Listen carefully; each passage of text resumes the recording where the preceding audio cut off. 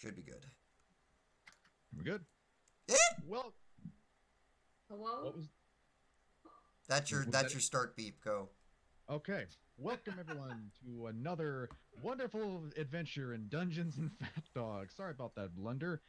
Glad all of you could join us for another intrepid adventure. Before we get into the fun bit of chaos that is with Party, do we have any announcements to make with Fat Dog Studios? Yeah, for those of you who are not aware, The the claim channel went is... through. What? What? We're finally getting progress. We're finally getting progress on yeah, that front. that's what I was gonna say, yeah. Finally, our partners at Screenwave finally got YouTube to start fucking listening to them instead of just blatantly ignoring them. And as a result, we are, well, our counterclaim has been forwarded to the claimants. And if history proves true, then that'll be the end of it. Because they normally just, they don't care. They don't actually care. It's people that are doing the claims on their behalf, and the actual anime company's like, eh. That or the people get an English claim. The Japanese person looks at this and goes, "I don't know what the fuck to do with this," and then they throw it out. Either or, we get our channel back. Yep. And on the other thing, we have a Patreon. Go check it out. Yeah. Yeah. Yee. Tony, So, we need to have multiple discussions about the channel real soon. I'm aware. Yeah, because I forgot to tell you the amount that we're supposed to be raising. My bad. Anyway, We're gonna be at SakuraCon. That's the thing. Yep. Yeah. So we'll get that started. We have to raise money for Airbnb because apparently those are cheaper than hotels. And then flights. And yeah, that's so we are confirmed for SakuraCon.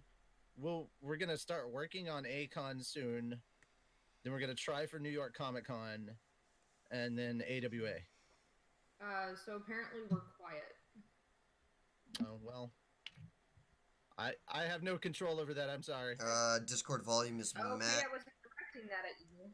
Discord volume is maxed. Desktop volume is maxed. I have a belly full of noodles. I don't really want to yell at the mic just in case, because right now it feels like if I get too animated, I might throw up, and I don't want to. Yeah, we don't want to see projectile vomit on stream. Oh, you won't see it. Oh Yeah, no! Actually, you doesn't might. have I'm a- on camera for some reason. Yeah. Oh, I guess on Alright. your end, you're like on your. Sultan, try turning your volume up, dude, because I'm listening to the stream right now, and everyone's coming through fine. Okay, I should be good. I turned my camera off. This way, if I throw up, no one has to see it. Oh, There you don't go. worry. I have accept camera disabled on my end, so no one saw you anyways. Oh well. Anyways, And that is why you have backups.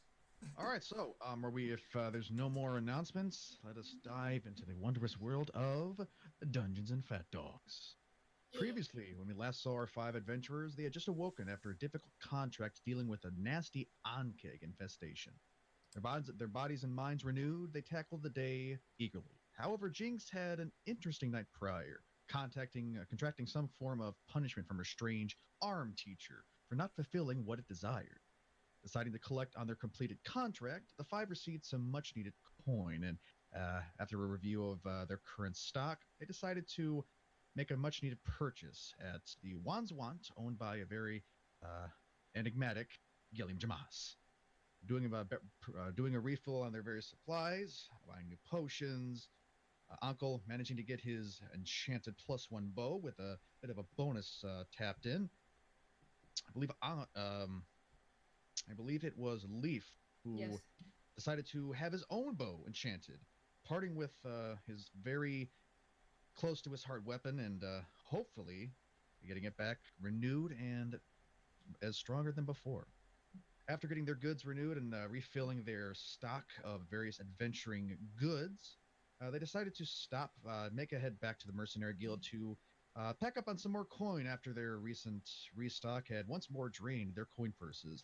Along the way, however, one of our adventurers had an attempted pickpocketing, Leaf managing to find a small halfling child attempting to slip their hands into his coin purse, only managing to get 1 or 2 coins, but still little fearfully running away once they were discovered.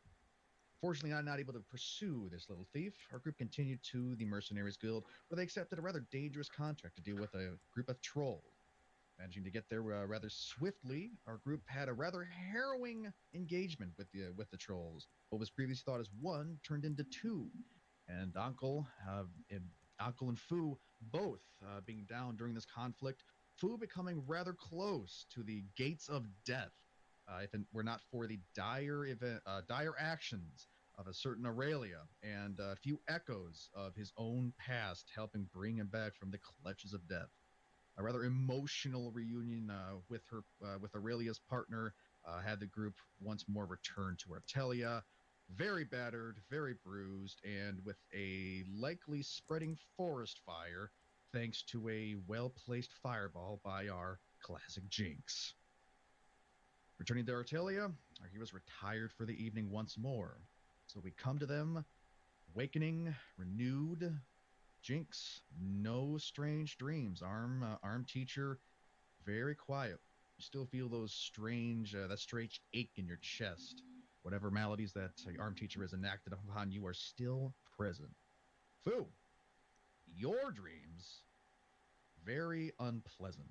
In fact, struggled to get a decent sleep, just barely managing to regain your vigor from the previous day's exertions.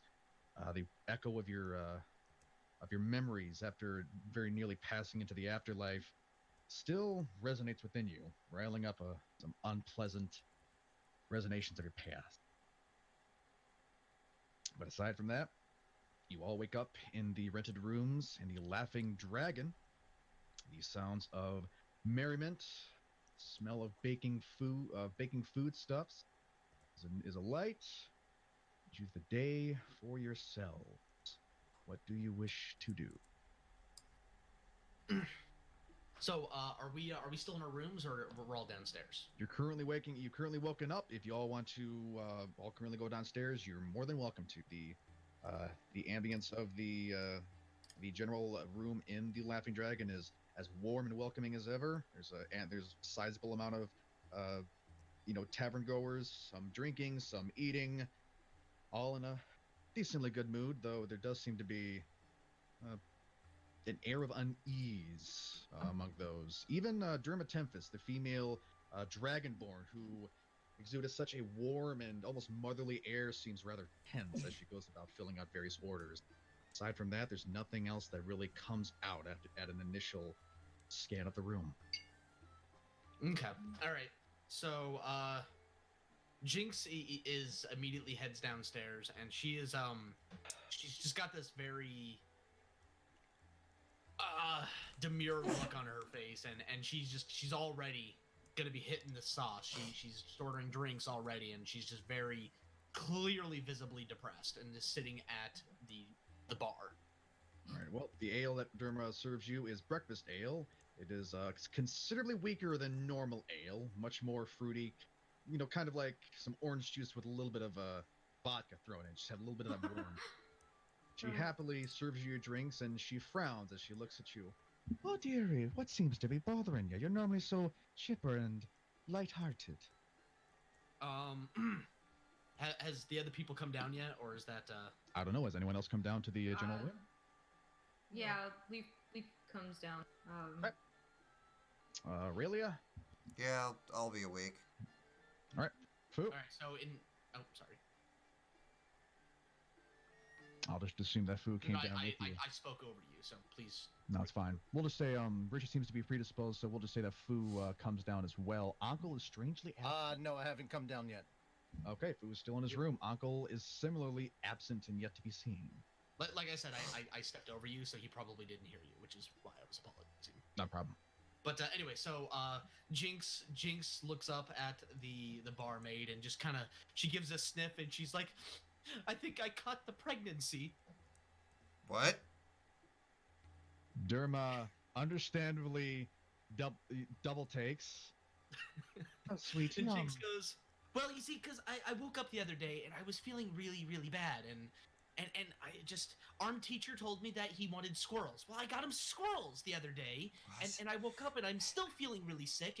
And I remember that my older sister, she once woke up with what she called the morning sickness, and she caught the pregnancy. And well, killing the squirrels didn't fix the problem, and I'm still feeling icky when I wake up. I think I caught the pregnancy. I do not Are want you- to be pregnant. Jinx, are you're you cut off for the drunk? morning, sweetie. Jinx, are you drunk? What? What? Yeah, Derma has effectively cut you off from any further drinks. I think you've had enough, sweetie.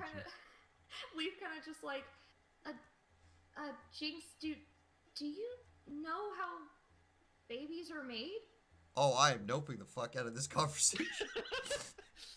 Are you just like exiting, or are you just sitting at a table and just going about? Well, I mean, it was my understanding that there are birds and bees involved, and we were in the forest the other day, so here we are. Fuck. All right, so If you're looking at me, I'm looking at a wall. without actually in descriptive explaining in person how babies are made, Okay. Leaf just takes Jinx to the side and explains to her how Okay. children are made. Aurelia's gonna get her drinks in. Okay, starting off this way.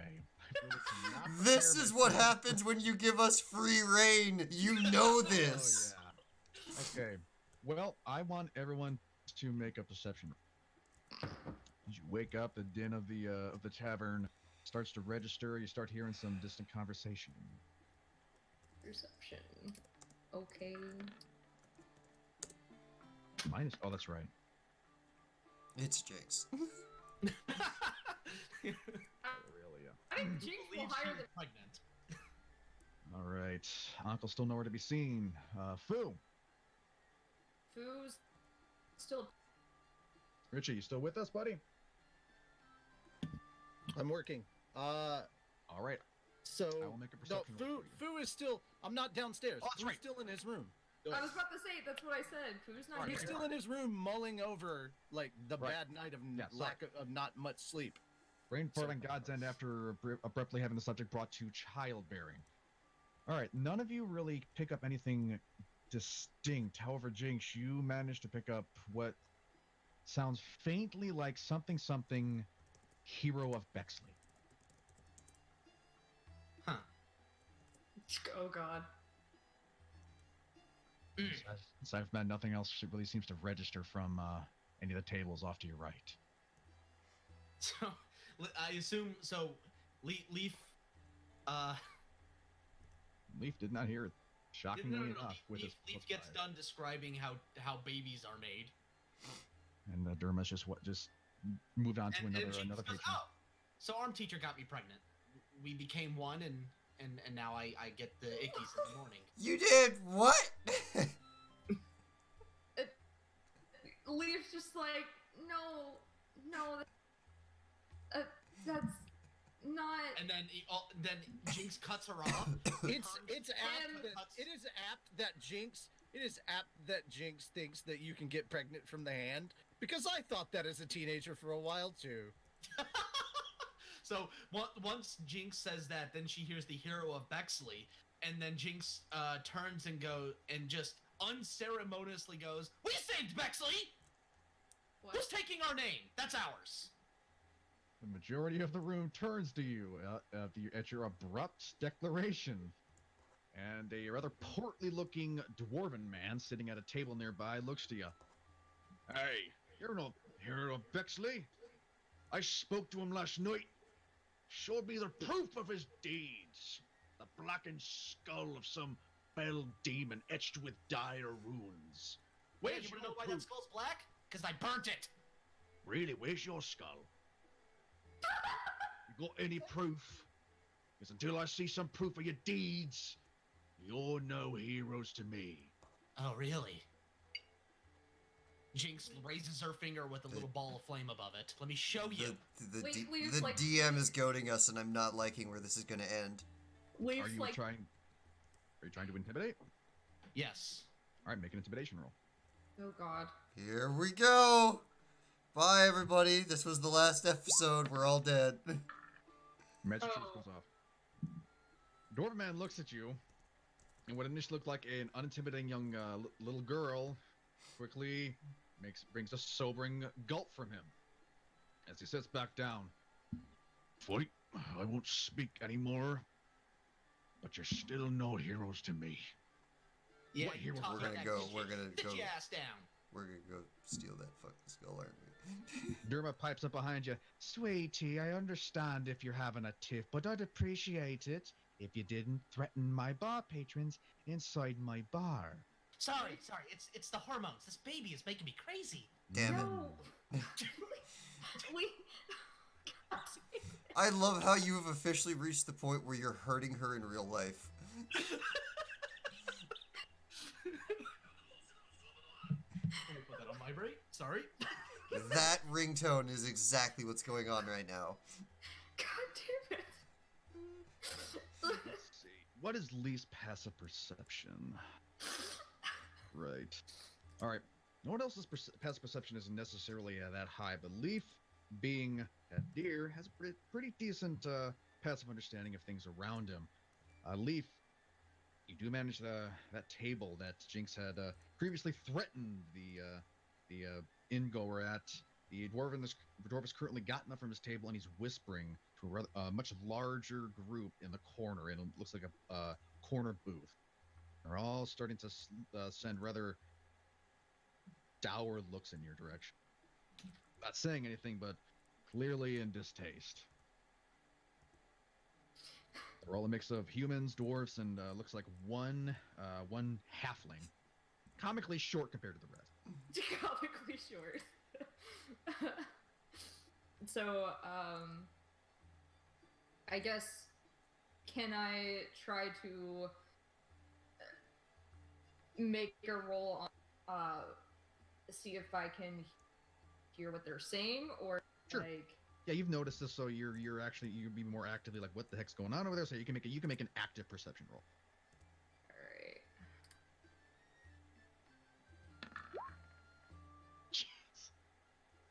All right, Dude, your these rolls are acute on point hearing, you today managed. so far. With your acute hearing, you managed to tone out the entire inn, save for that specific corner booth. And you do hear rumblings on among the group. It's mostly hidden in Dwarvish, a little bit of Halfling. Do you understand Dwarvish or Halfling?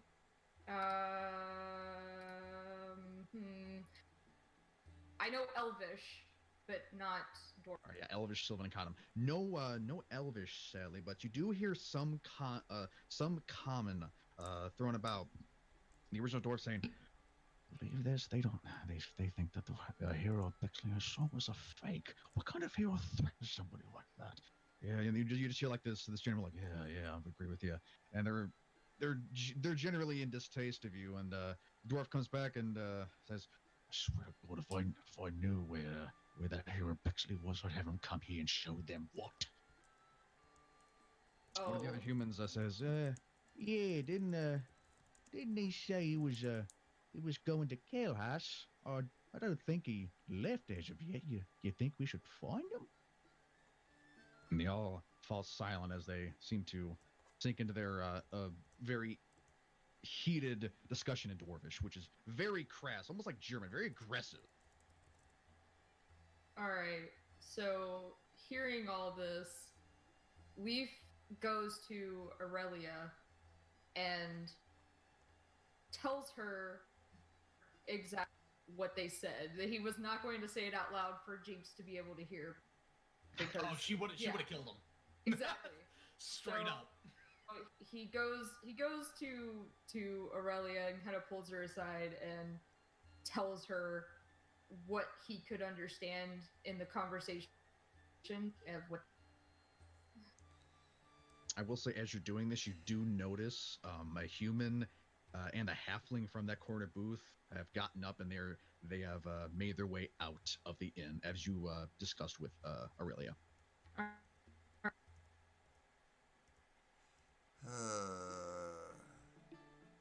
You kind of bought it out there, Chibi. What'd you say? I said, all right. Okay. Aside from that, nothing else really seems to really stick out to you. Aside from the general tavern air is still rather dour. They're a little wary of you guys. and Derma is giving you a very stern look, Jinx specifically, as she clearly did not care for that pyrotechnic display.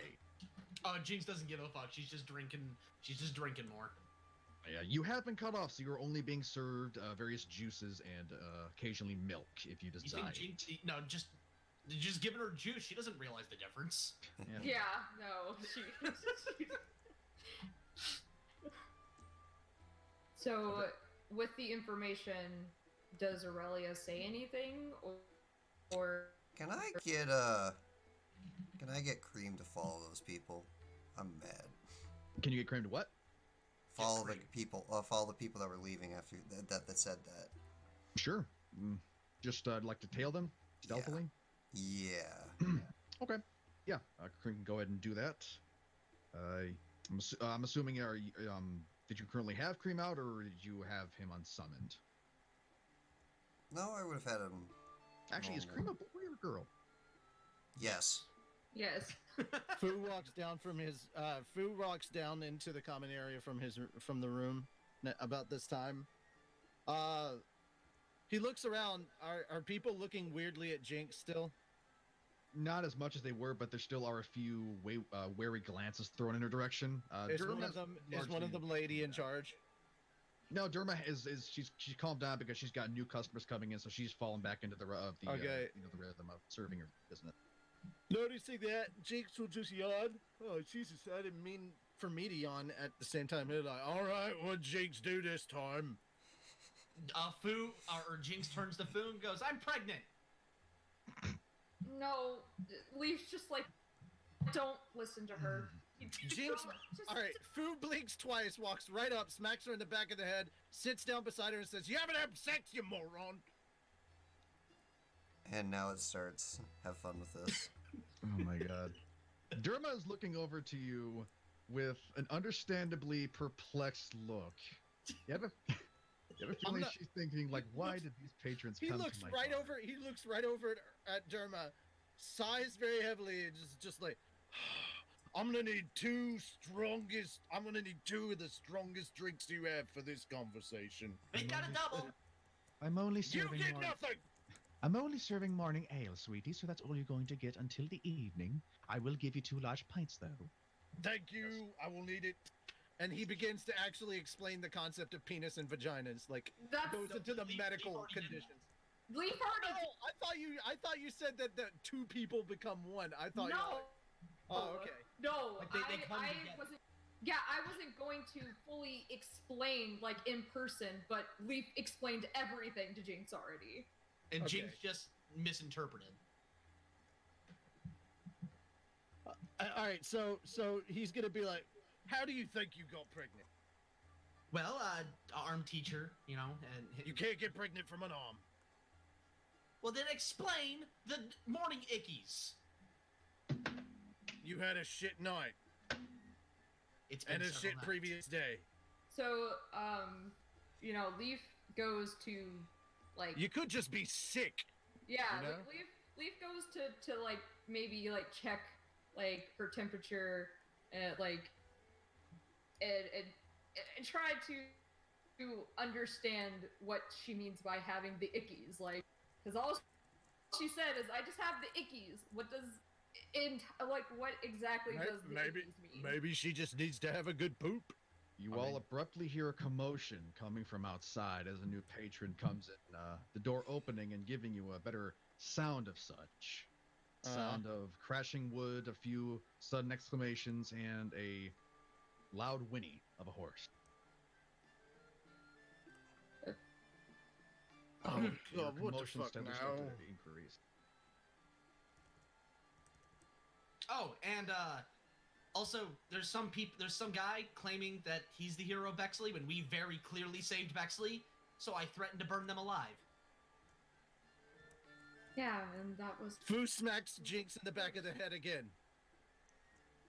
Bad. What? Lying You know, is bad. They were lying. A loud and gruff voice abruptly carries through the air as a very old and surly-looking human male turns to you. You're gonna burn him alive, eh? What's happened? Well, What? Nothing about that is heroic. sorry. Threatening to burn people alive is not heroic. Yeah, that sounds like something a demon would do. I The mean, recent sightings around yeah, here, I wouldn't be Jinx goes- surprised if you were in league with them. Jinx Very goes drunk. immediately though. Jinx goes, I mean, and then raises her right arm. Oh god. Entire room. Gas. Okay. Several people spit their ale as they're drinking. Forks clatter, and a dead silence falls through the room. Derma quickly clears her throat. Sweetie, I'm not gonna judge you with what you carry on your person, physically or You should otherwise. probably kill the music because it's not fitting the mood right now. I'm not hearing any Oh, music, dude. so. Oh, I do. There we go. Thank you. I'm going to ask you to put your arm back down and kindly get out of my bar. Why? You heard the lady. Sweetie, I'm being nice. Please. No, I literally don't understand. What's the problem? Picks She Jinx up and walks her out of the tavern. As Fu and Jinx leave the tavern, I'm assuming the rest are following suit. Yeah.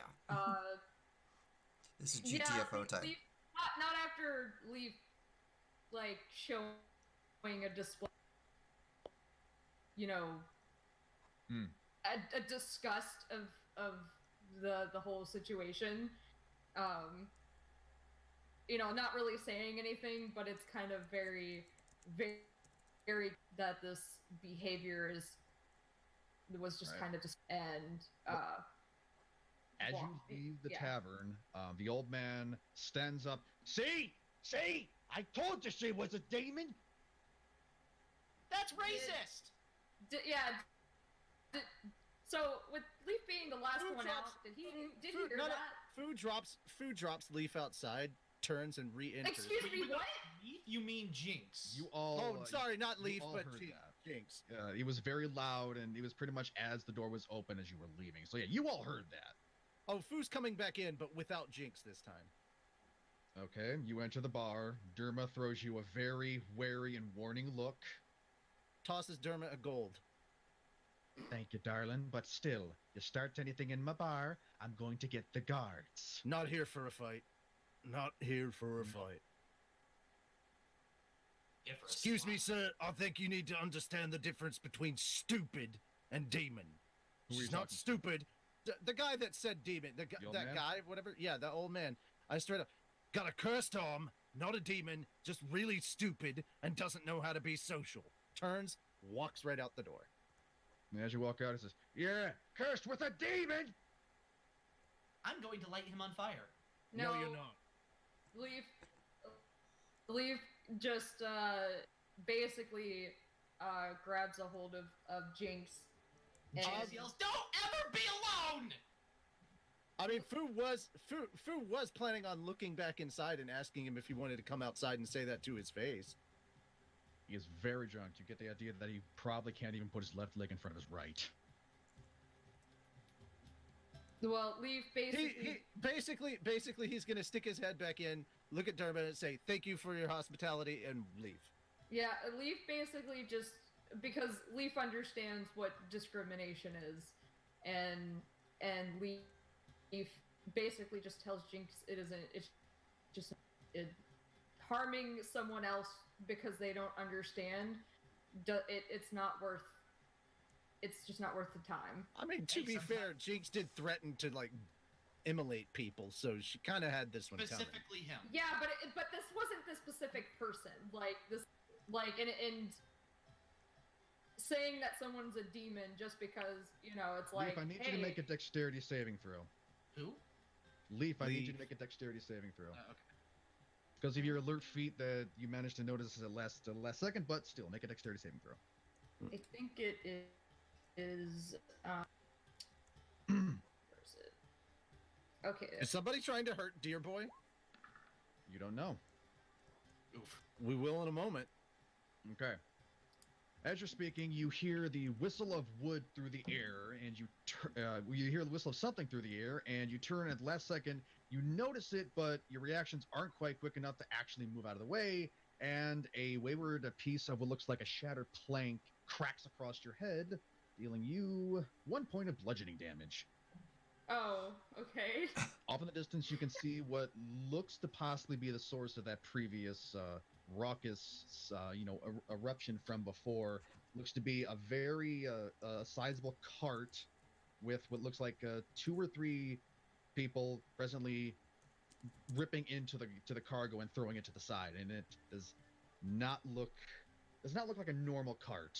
And you hear them shouting and spitting curses at the cart driver, who's just sitting back because he's just trying to beg them to stop. And it seems as one of the men was trying to rip open a crate, one slab of the crate flew through the air and cracked you in the head. So we get to crack their head now, right? You can. They're currently still ripping into the crates, and Fu is very much in the. All right, out. Fu is very much in the. All right, how tall are these people?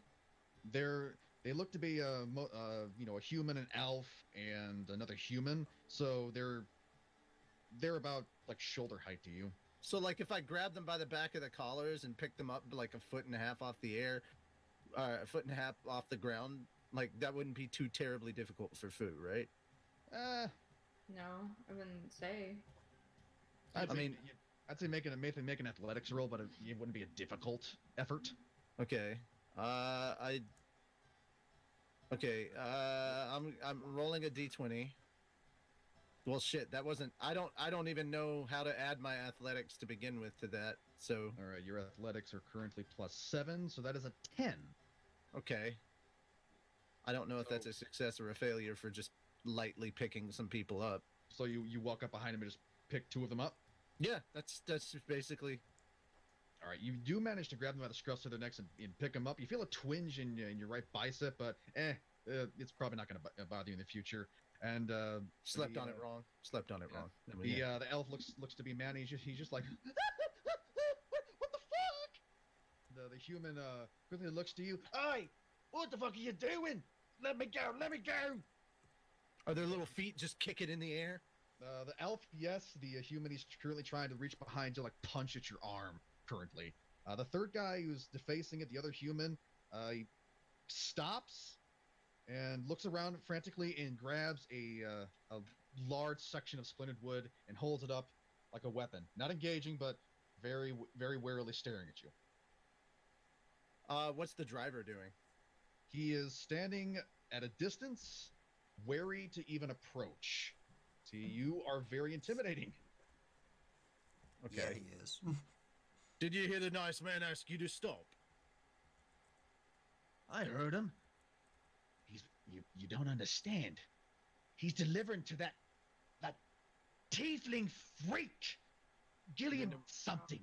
You mean the one in the tower? No, Gilliam Jamas is the owner of the Wands. You're thinking of Malados. Oh, okay. So, catch me up because I don't know what the hell is going on, please. Gilliam Jamas is an enchanter who works in the Wands Want, and he provides various enchanting goods. He is the teacher of Luna, whom you helped previously. Oh! He's the one who has a little bit of a very flamboyant air about him, and he's very, very light in his personality. Gotcha. So, all right, upon hearing this, Jinx goes, now, hold up. Now, is just everyone in this town a bloody racist? Say discriminatory. Just say discriminatory. The elf pipes up in a rather fearful tone. I agree with him. Oh my god, you fucking big. Stand. Hey, listen here, Knife Ear. If I want to hear your voice, I'll ask for it. The third guy drops his wood and quickly runs away. He drops his wood. Only the height of comedy here, folks. Yep. Good to know that there's golf puns in this motherfucker. He drops his wood. All right, so with being hit in the face with a piece of wood, does this cause like uh d- cut his head No, open, or like not really like deeper or anything, cause like was there any type of like whatever? it was just flung with enough force to slip over near you, and you just got bonked on the head. One point of bludgeoning damage. You're fully healed. It's, just a little tender, but it's nothing bad. Oh, Alright, but still, Fu saw this, and nobody hurts best dear boy. So Aw. so Fu turns so that they're facing Leaf and says, "You hit my friend with one of your stray pieces of wood. Apologize." And the elf looks at Leaf and says, "What the fuck is that thing?" Okay, now you're gonna apologize for saying it, calling my friend a thing. Leaf kind of just he basically is just like it's our It's like really- because he knows that he's not something normal that people would see, so he's just like it's fine, they could just apologize for the wood if they want, like he's just glad that Jinx didn't get hit, like Say you're sorry before I make you sorry. Now, what is this here? You hear a male voice ring off from your right, and a small group of looks to be city soldiers or city guard are currently approached. The man at the front looks to be the leader, and he's currently looking around concernedly. Jinx, Sir, Jinx, please put sighs. the two down. After they apologize properly, I will. Jinx sighs and goes, "Oh, for God's." She walks up to the guards, looks them right in the eye, and goes, "This isn't the Fu you're looking for. Move along." Oh Fuck. my God. Why though? Are you trying to? What are you trying to? Are you just saying that, or what was the intent behind that? I think please say you're just saying it. No, let Anthony. Please. Jinx is she's always balls deep. God damn it. Make an intimidation roll. God no, damn it. not intimidation. There was no intimidation. That would be persuasion. God damn. Okay, It's the waving the hand. It's trying to do the Jedi trick. Okay, make a persuasion roll with disadvantage. Oh. I mean, What? Why do you always make things worse? The group captain slowly draws his short sword, as does the other five guards. Oh, God damn it, Jinx! Drops both of them. He does not Stay. point his sword at you. He says, "I will ask you to not address me in such a manner. Do not try to work any of your magics on me. Spell Weaver." Finally, some recognition. He looks over to you and clears his throat. "I do hope you're not part of whatever this is." And he gestures to the currently shattered cart. Nope, these two. No. They are not. No. They help. The what looks to be elvish man is speaking in somewhat broken common.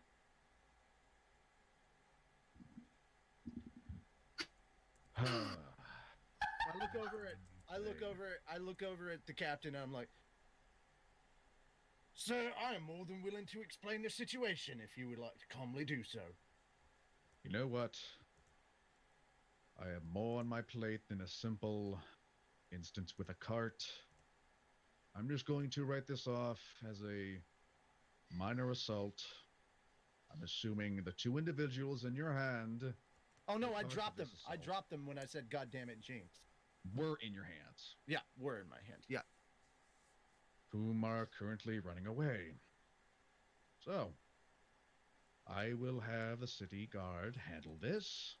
Thank you. And unless you wish to help with the cart, I'll please probably be on help your with way. the cart. I'm gonna help with the cart. Jinx Yeah. goes, "I can help. I can help catching them." Leaf, She says No. with a very devious look in her eye. no. Immediately, everyone looks at her and goes, "No." Leaf Okay, helps, I Leaf immediately- helps with the cart as well. I turn to look at Aurelia and I go, "You're on Jinx duty." So you'll notice the cart currently has I'm no. always on Jinx duty. Oh, so Leaf is gonna be pulling the cart. Okay. Yeah, like the neighing that you heard earlier, you probably think the horse probably snapped free of its reins or whatever restraints it had to keep to the cart. So yeah, Leaf, you're currently the Oh. impromptu. I mean, quote-unquote Leaf, if it makes you horse. feel any better, you're gonna pull. I'm gonna push. So I mean, Actually, yeah, it's just, yeah.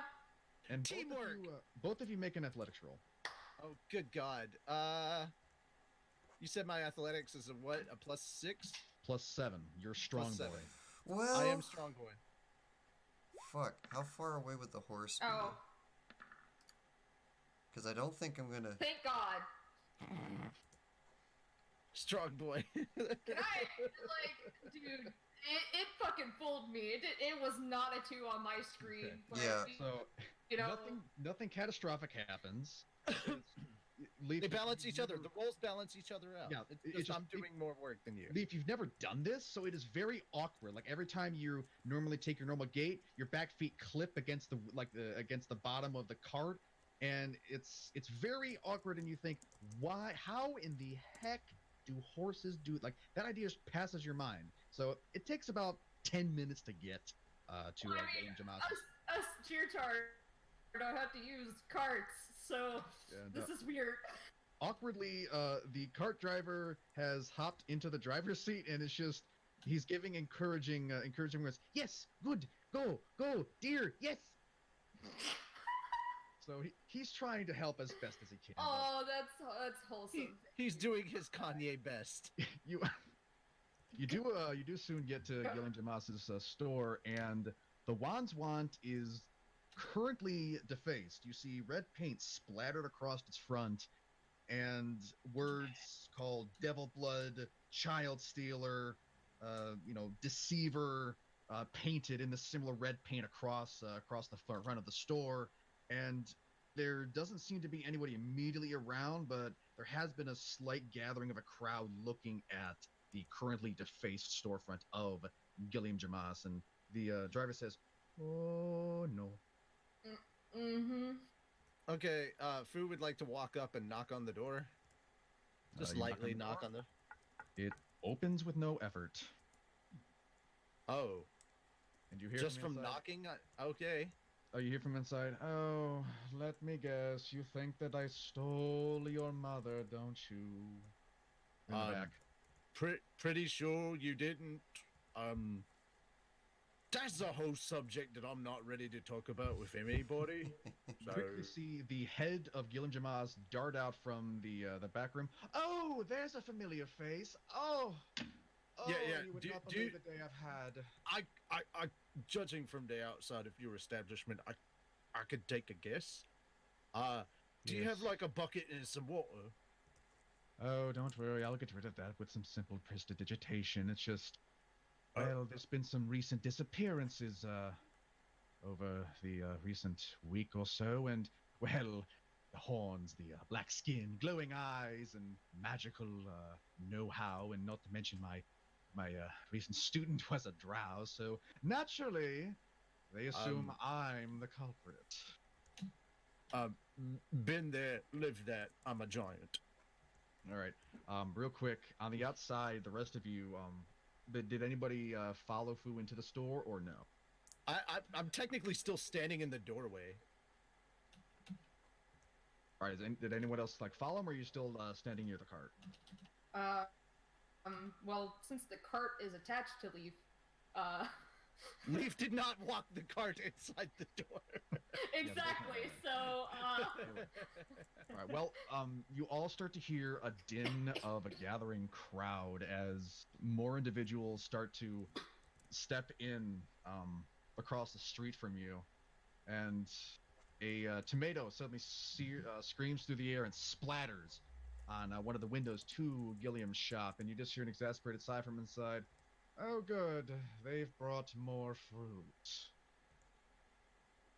And you quickly begin to see more tomatoes and other tomato-like fruits. I don't know what splatters like a tomato being thrown at a store, and people shouting slurs. Devil blood! Leave our home! You stealer of our youth! I'm going to burn them. No, No, you're mob not. Why does this keep happening?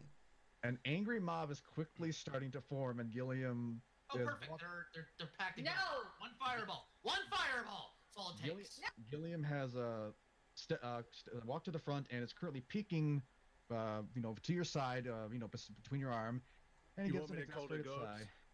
You want me to call the guards to disperse this rabble? Oh, don't worry. I've already sent a message to the guard captain. We're fairly well acquainted. We've met. We've met. I believe Yes. we met just shortly a bit ago. Some people were hassling the poor man trying to deliver a cart of your goods, I believe. Oh, Bofi got here. Lovely. Oh, I've been needing those supplies so badly.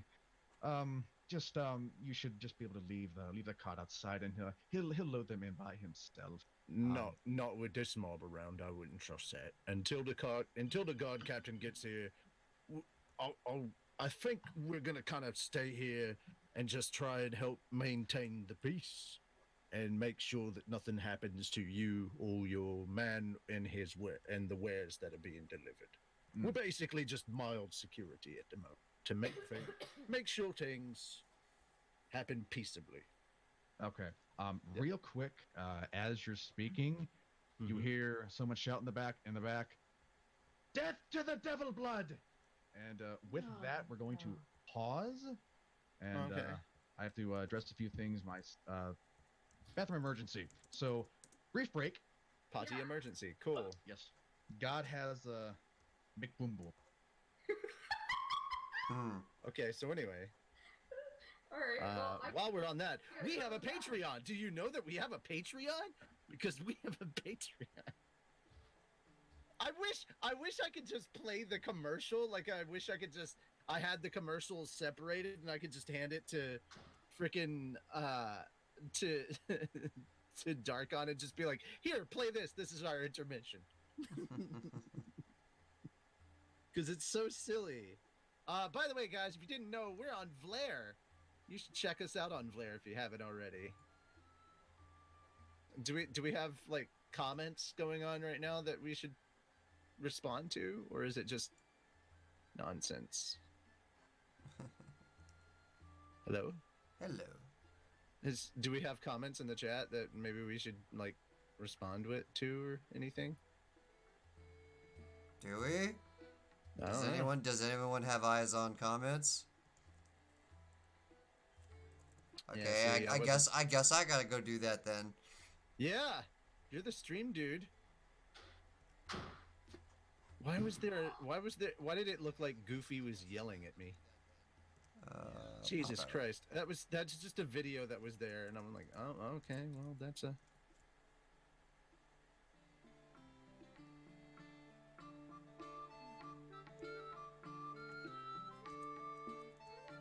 Okay, and God hath returned. What do you mean Richie icon left? What does that mean? Oh, his video's on again. Oh shit. I What? need a few more moments. How- I had to leave and come back. I had to Yeah, leave but and how do come you back for the guys? thing. Yeah, but how do you guys see that when I have video disabled? Okay, there we go. I'm the streamer. The F are you talking about? You can't All right, see so nothing. I'm back. However, Tony and Chibi are currently dealing with something on their end, so gonna wait a few more moments to at least give them a chance to yield. So I can see you guys now. You guys have questions? Or just want to Okay. chat and do anything to spare me from this boredom? You have eyes on your cold brew. wait, what? What did I miss? Hello, everyone. Hello, Revan. It's Chibi.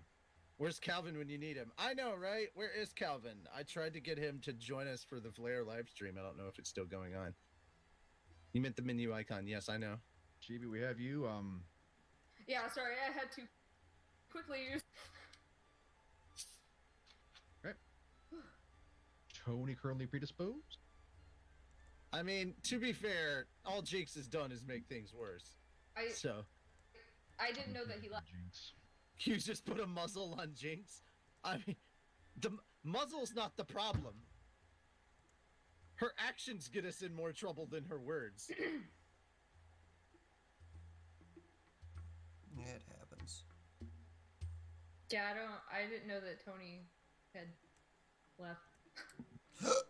Well, he told me that he needed to deal with something serious, so I asked me to pause it. Oh. I will. I'll give him 2 more minutes to resolve it before continuing. The show must eat on.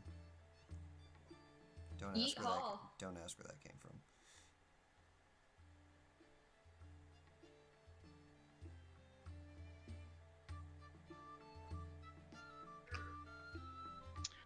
Okay, well, God, I'm really excited to see.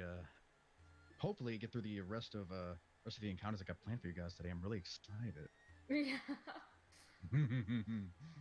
Oh, I didn't like that. Yeah. Could you fucking not? That terrifies me. Please, could you fucking? Oh, I was experiencing a really good dose of Schadenfreude today. Oh. All right. Chibi, did Tony say anything before he headed off? I'm upstairs, so I have no idea. I like the moment you left, I was like, I need to go to the restroom myself. Juan, we're not gonna get Jinky. We're not gonna get Jinx a freaking ball gag. We've already dealt with the pregnancy talk before. And we don't need to get kinky bondage inserted into this. Please. No. Yeah, that was enough. Like, Food takes Jinx to the House of Lady Favors to show her the meaning of bondage. You need to be stopped. Not himself, Time but yeah, to you know there's stop. some kinky people there. Time to stop. You should see what Diamond can do with a cat of 8 tails.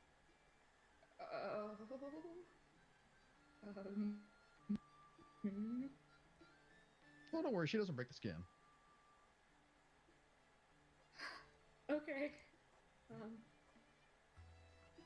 Okay, gonna give 1 more minute and then we're going to continue. Unfortunately, cannot pause things too much longer for you, Tony.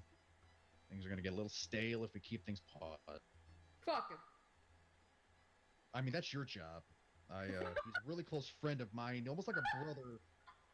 Can't say I'm that affectionate towards him for that degree.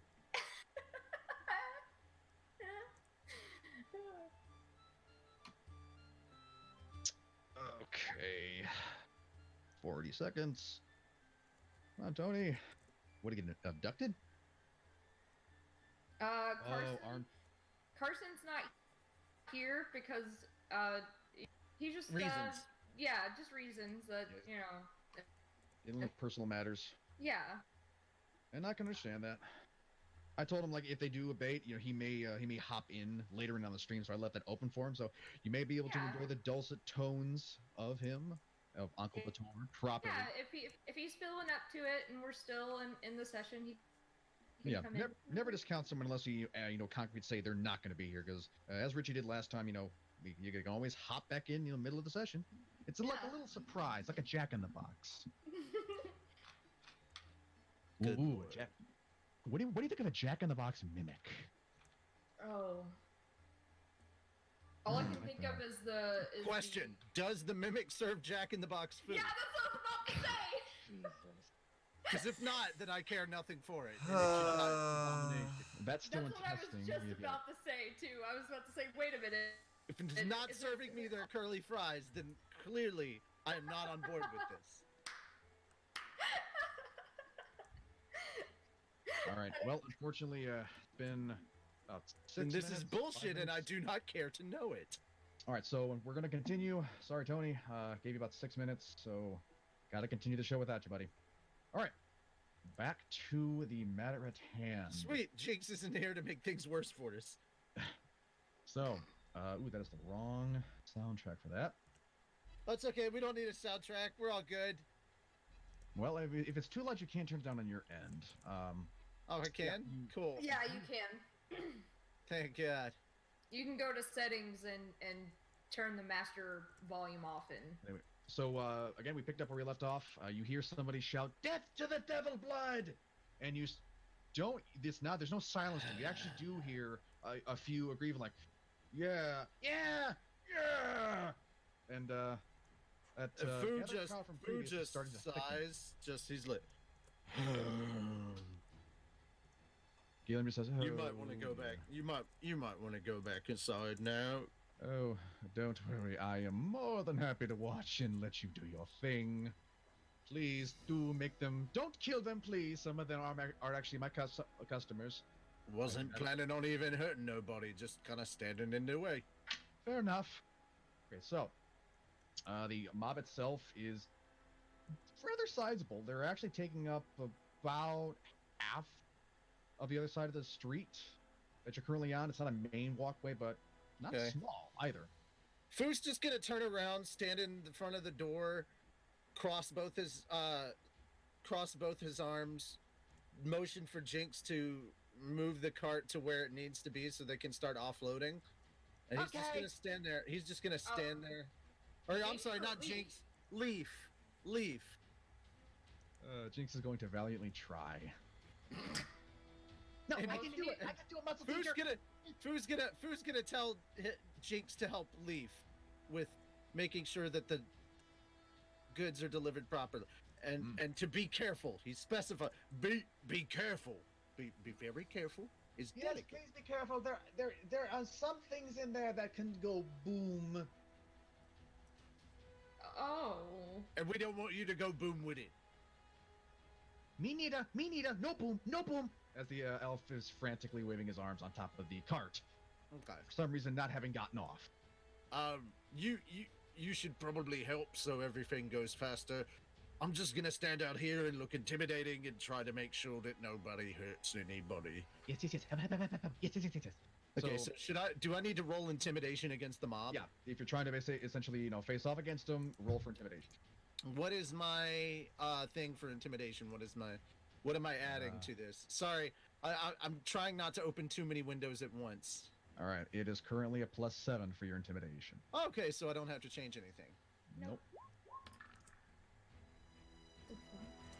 Of course. Well, You're still you see a of few intimidating. people like slink back and kind of dart down nearby alleyways, but the majority remains. I'm not actively trying to be intimidating. I'm just standing there and just letting my presence do its thing. Yes, and your presence is rather intimidating. Yeah. So if you do shirt Please, off, I just speak up and just go, please disperse. you'll support the devil blood. The guards are gonna raided be him. here shortly. And a We tomato don't want just trouble. misses your head. We don't want trouble. Wait, what did you say, Royce? A tomato A just tomato just misses my head. Oh. We don't want any trouble. Please just disperse before the guards get here. Ooh, a rock. What's your AC again? That's a good question.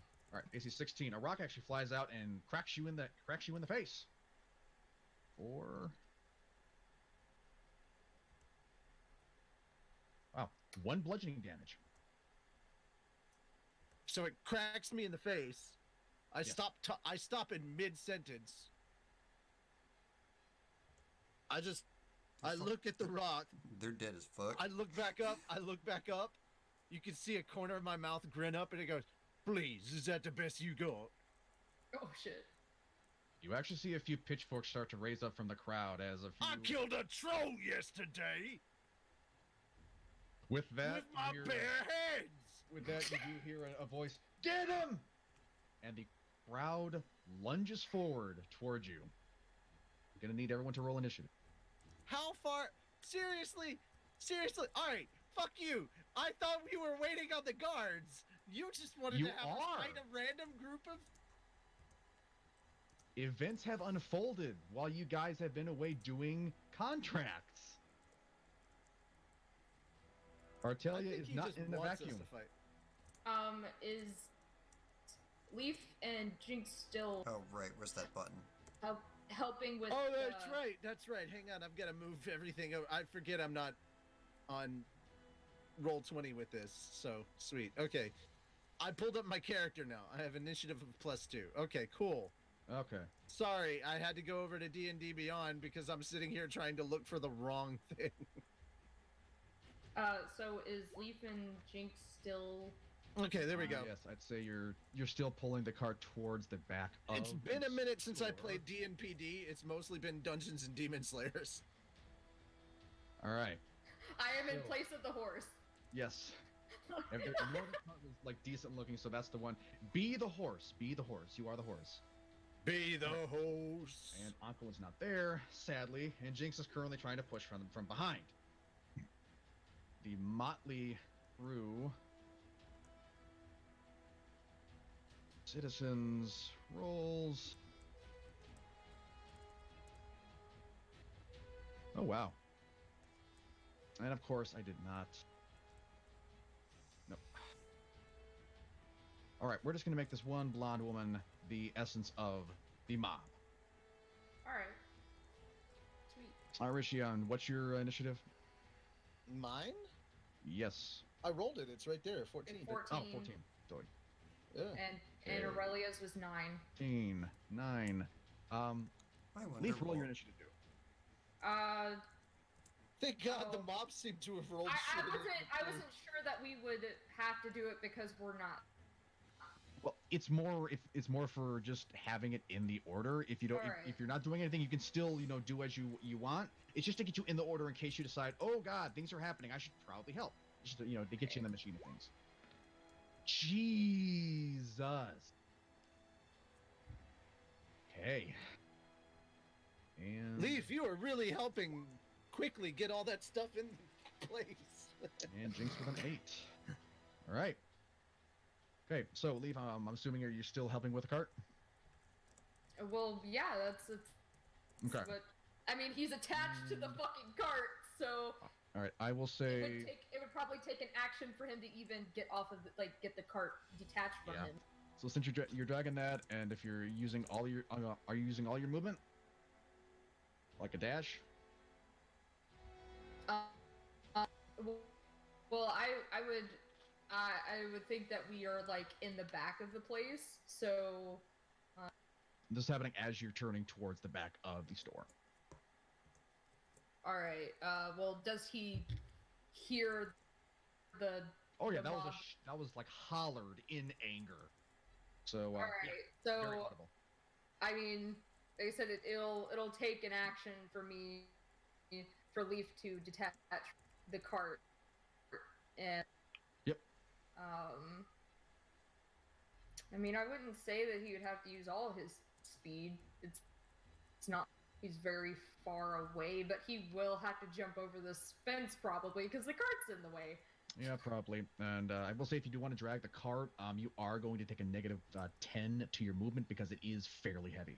Yeah, that's why I said it would take an action for him to detach himself from the cart, and then he would have to jump over this fucking fence. And You can't see Fu, but if Fu could interact with you, he would basically be giving you a look of don't worry, I got this. Like just telling you to continue on. Sadly, yeah, that but I can't. exactly yeah, I you can't see him.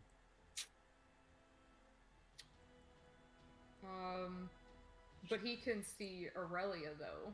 Like essentially, what I'm planning is to just have Fu stand there and tank everything. All right, But- so Well, Sakura, alright, go on. so Aurelia. No, I don't know if Aurelia's gonna have a good time seeing you do that after what happened yesterday. Yep, but I mean, it's a squirrely mob. This is nowhere near as dangerous. Anyway, Leaf, what are you doing? Well, I will give you like if that is I would say before actually doing anything, Leaf calls out to Fu Mhm. and asks, like, do you need assistance? No, I got this. Just continue working. Okay, then we'll just leave it at that. If Okay. that's, you know. Okay. then he's not going to do anything until like someone says, like maybe like Aurelia, is like okay, this is too much. We need more people. Okay, so Yeah, he's- if it gets hairy, that's a different story. But all right, right so now, you're not doing anything, and that you're just gonna move the cart, or you're gonna stay stationary. Okay. I'm going to move. I'm going to do what I was assigned to do, Hey guys, I'm really sorry about that. Thank you for waiting. Not a problem. Yeah, sorry we couldn't wait any further, Tony. Not. No, we did. Oh, what happened?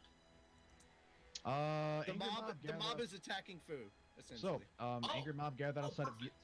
Angry mob No. gathered outside. What of do you Village mean, Mob. oh perfect? No, you're Jinx. Jinx, you're not with. You're with me. You're with Leaf taking the cart and the. Muscle teacher said, get all the stuff, help get all the stuff offloaded and put inside the shop. I got this. Don't worry. And so, yeah, you listen to muscle teacher. What do you But mean, you're- oh You're perfect? free to do as you wish. So, Leaf, as you've got about 30 feet of movement, so you can get about like here. Yeah. Is Jinx I thought I still on the cart? So No, I just said she's pushing from the back, really just trying her darndest to help. that's Alright. great.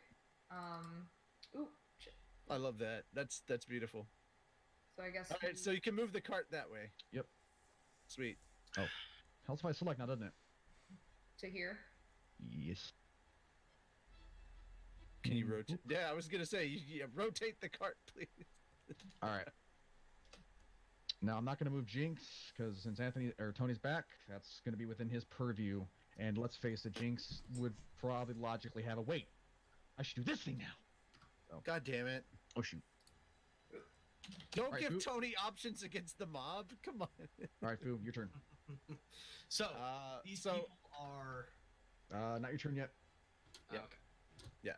okay, so Fu would like to just stand there and rage because Okay. he's planning on taking some stuff, and I'm assuming that a lot of this is going to be bludgeoning and like pointy, sharp stabbing weapons. So Yeah, you see some pipes. he's basically just gonna tank this. So Fu would like to stand there in a rage. Now, is this when he enters a rage? Can he just give out a shout and of intimidation? And could I roll an As a intimidation? bonus action, you can rage. If you want to intimidate, that would be an action. So yeah, if you want to like do Sweet. intimidation, That is what he wants. That is what he wants to do. He's Alright. gonna shout out, "Disperse back to your homes!"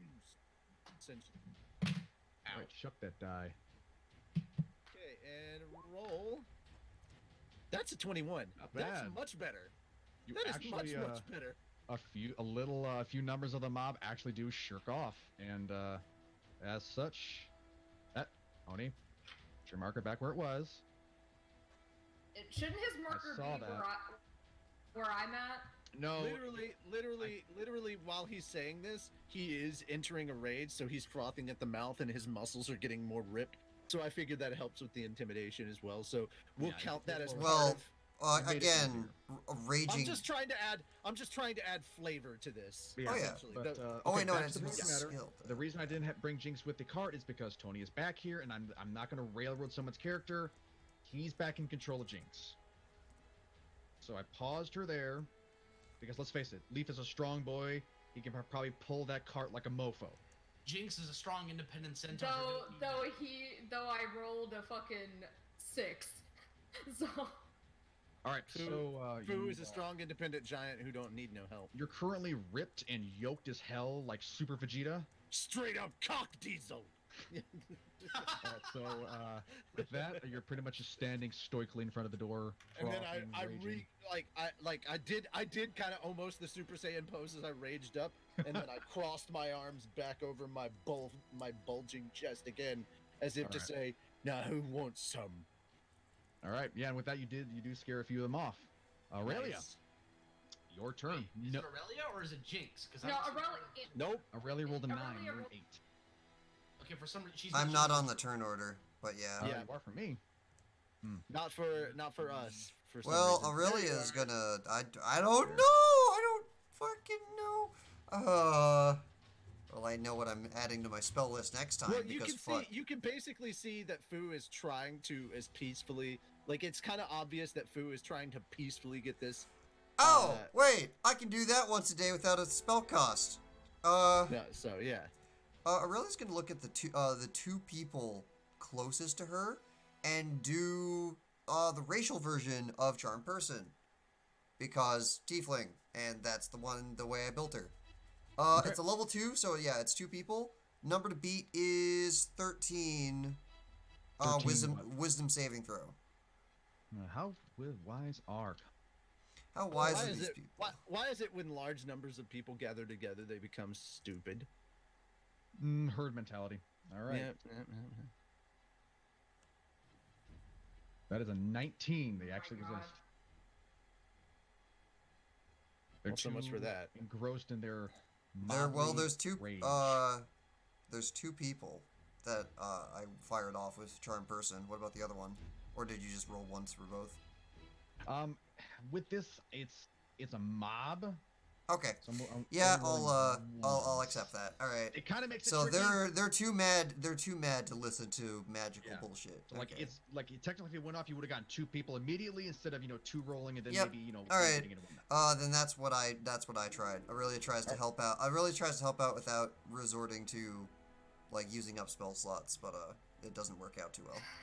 So Alright. if you have non-damaging spells, All I have to do is one lightning bolt right down the middle, and this will be solved.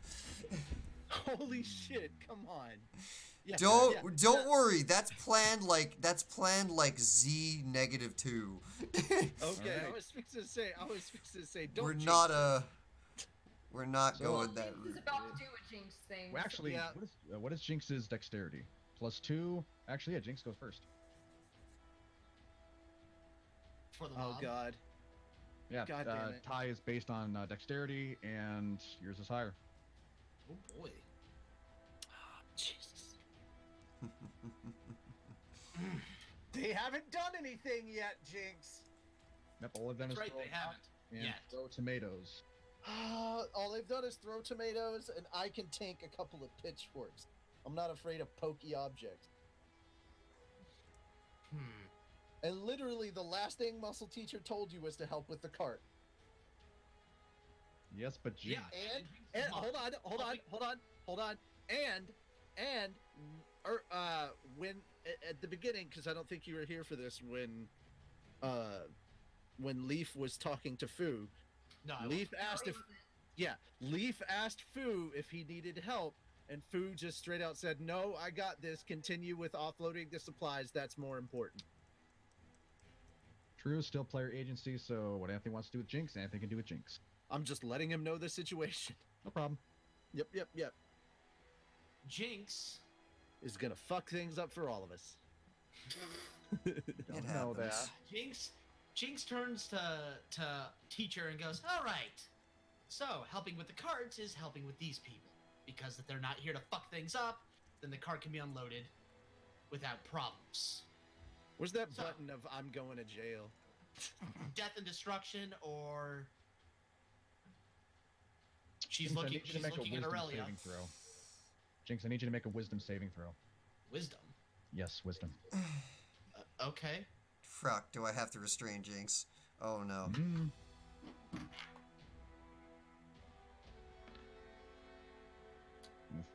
Your arm Fuck. suddenly glows as it moves with a mind of its own, Oh god. raises up, and these inky black tendrils suddenly lash out and strike at the 2 individuals that Aurelia had previously attempted to affect. What did Aurelia try to do? Aurelia tried to Persuade them basically to do a leave. I tried to non-combative charm form. them to go away. Oh, you tried to charm them. All right. Since this is technically, I'll just.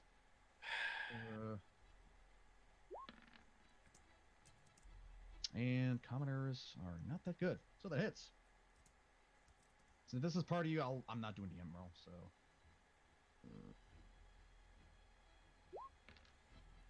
Ooh, that's 10 necrotic damage. See these tendrils lash out and straight up behead the Oh, redhead, oh my. and God damn it, Jinx! plunge into the stomach of this woman, whom crumbles to the ground, whimpering, and just going, "Demons, I knew." And you just see a slow breath exhale from her, and you hear deep in your voice, "Yes, you've attained 2 soul charges." Jinx Moon's looks on your at arm, looks dude. at her arm and goes, "No, back teacher.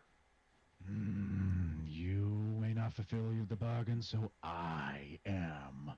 I killed the squirrels. You see, you have silence. Yeah, you have your action and everything else. That was just arm teacher. Oh. Jinx turns to Aurelia and goes, Oh yeah, no, Aurelia absolutely understands that that was not you. I She- gotta go. Yes, you need to go. We need to go. I must go. I'm Commander Shepard. What the fuck? I'm Commander Shepard, and this is my my least favorite favorite shop on the character on railway. the Citadel. Artelia. All right. Yeah, Yeah, Commander check out Shepard. your Yay, action items yay, and Mass everything. Effect memes. Jinx is gonna use the dash action. I'm Commander Shepard, and this is my favorite D&D campaign on the Citadel. Fuck. You want to use your dash action to. GTFO. Dash. To GTFO, yes. All right. So 60 feet Yeah. in what direction? I was gonna say, hold on, I'm could trying we to figure just... out what I have. Because behind you is pretty much a straight, slightly curving street to the central crossroads that you seen the Hey, crash. mob. I've got another Pardon. 40 feet of movement. Could no one here cast sleep? Is that not a thing that anybody has? I have sleep, but creatures are immune to sleep if they can't be charmed. What? No, it's not that They they can't- can't be charmed. They I just failed. rolled I failed high. the roll. Yeah, no. They he can failed the roll. one. This is just a mob of people, dude. They can easily be put to Oh, sleep. all right. Well, in that case, I'm casting a level 3 sleep. Okay. And I don't know if you heard, but I'm essentially treating all these people as like a singular entity. It's a mob. Not every individual is their own thing. So just one save for the whole shebang. That's not how sleep works, and now I'm scared. Well, roll, and I will. Oh my god. Is Oh, the God. hit points of the according to what you just said, is the hit points of the collective mob less than that number? Alternatively, up to that many hit points of people fall asleep. I was gonna say, no, the entire mob does not fall asleep, but Most of it. no, not that many. Yeah, because sleep. All right, and Wild Magic Surge does not go off. Yeah, sleep works differently. Yeah, these individuals do slip into a sleep, so I'm gonna just put them on the GM layer because they're effectively, taken out of commission. Sweet. So, So they're the mob has been significantly less. Again. Have, essentially. Now Jinx can run away. Yeah. So Jinx just looks to Aurelia and just goes, okay, I've done what I can. I don't trust my arm. Can I leave? Yes. Your arm is you. still glowing, and you feel a very cold sensation in the pit of your stomach.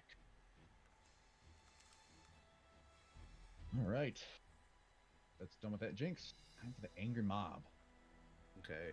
So the angry mob still largely focused on the shop. Suddenly, being assailed by other individuals. It's gonna split.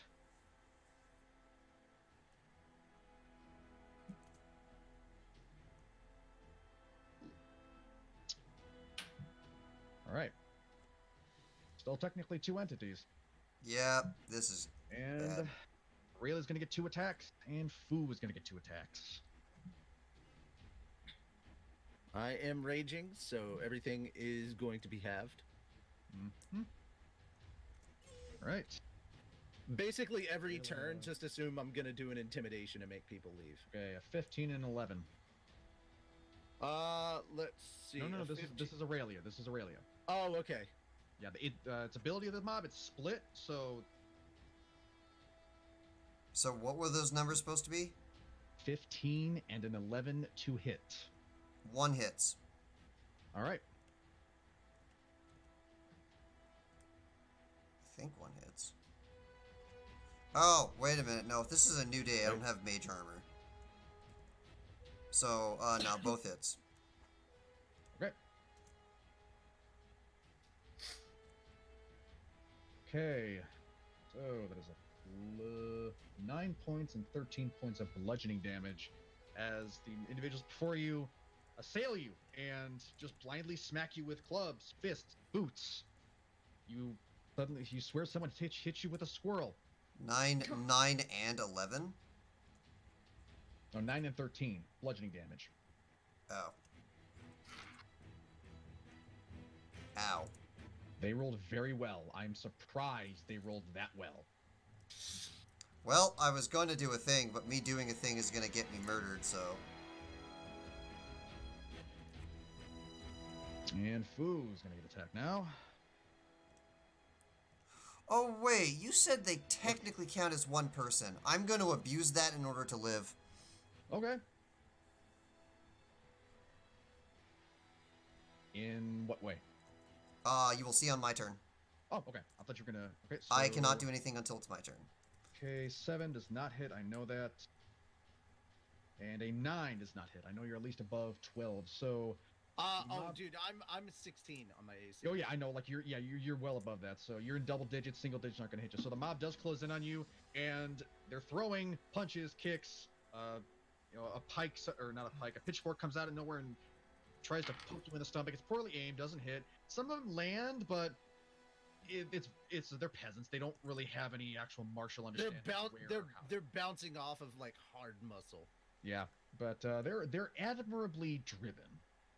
With that, it is Leaf's turn. I just let out a nice little chuckle. That's about it. Leaf, you hear a commotion. You hear people shouting, "Devil worshippers! Align us with the infernal plane!" It also doesn't help that Aurelia is also a tiefling, right? Yeah, but they don't know that. They might know that now after the beating I got. No. That depends on, No, I'd say living as you okay. have, you're fairly good at keeping your attire well hidden of your features. Okay.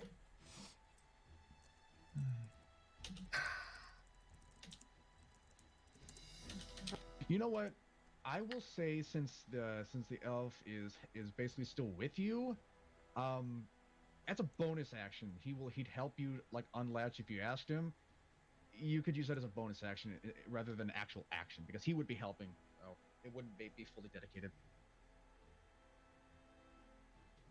I'm just trying to think of what I can do that's not going to involve hurting somebody. And that is the downside of fighter.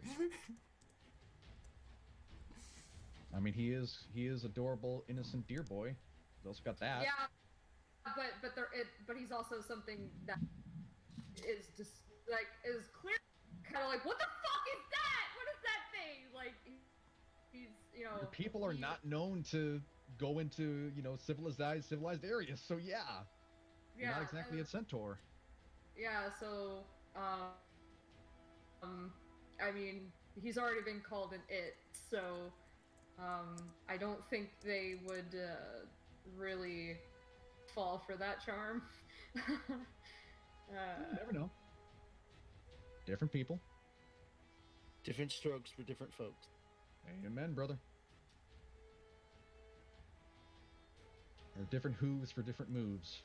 No, don't laugh. Yeah, Don't laugh. but That was they- terrible. That's But beautiful. No, that was good. You shut up. I like that. But they're also like they already see us as in leagues with a quote unquote devil and Right. shit like that. Proud mentality. So, what is that?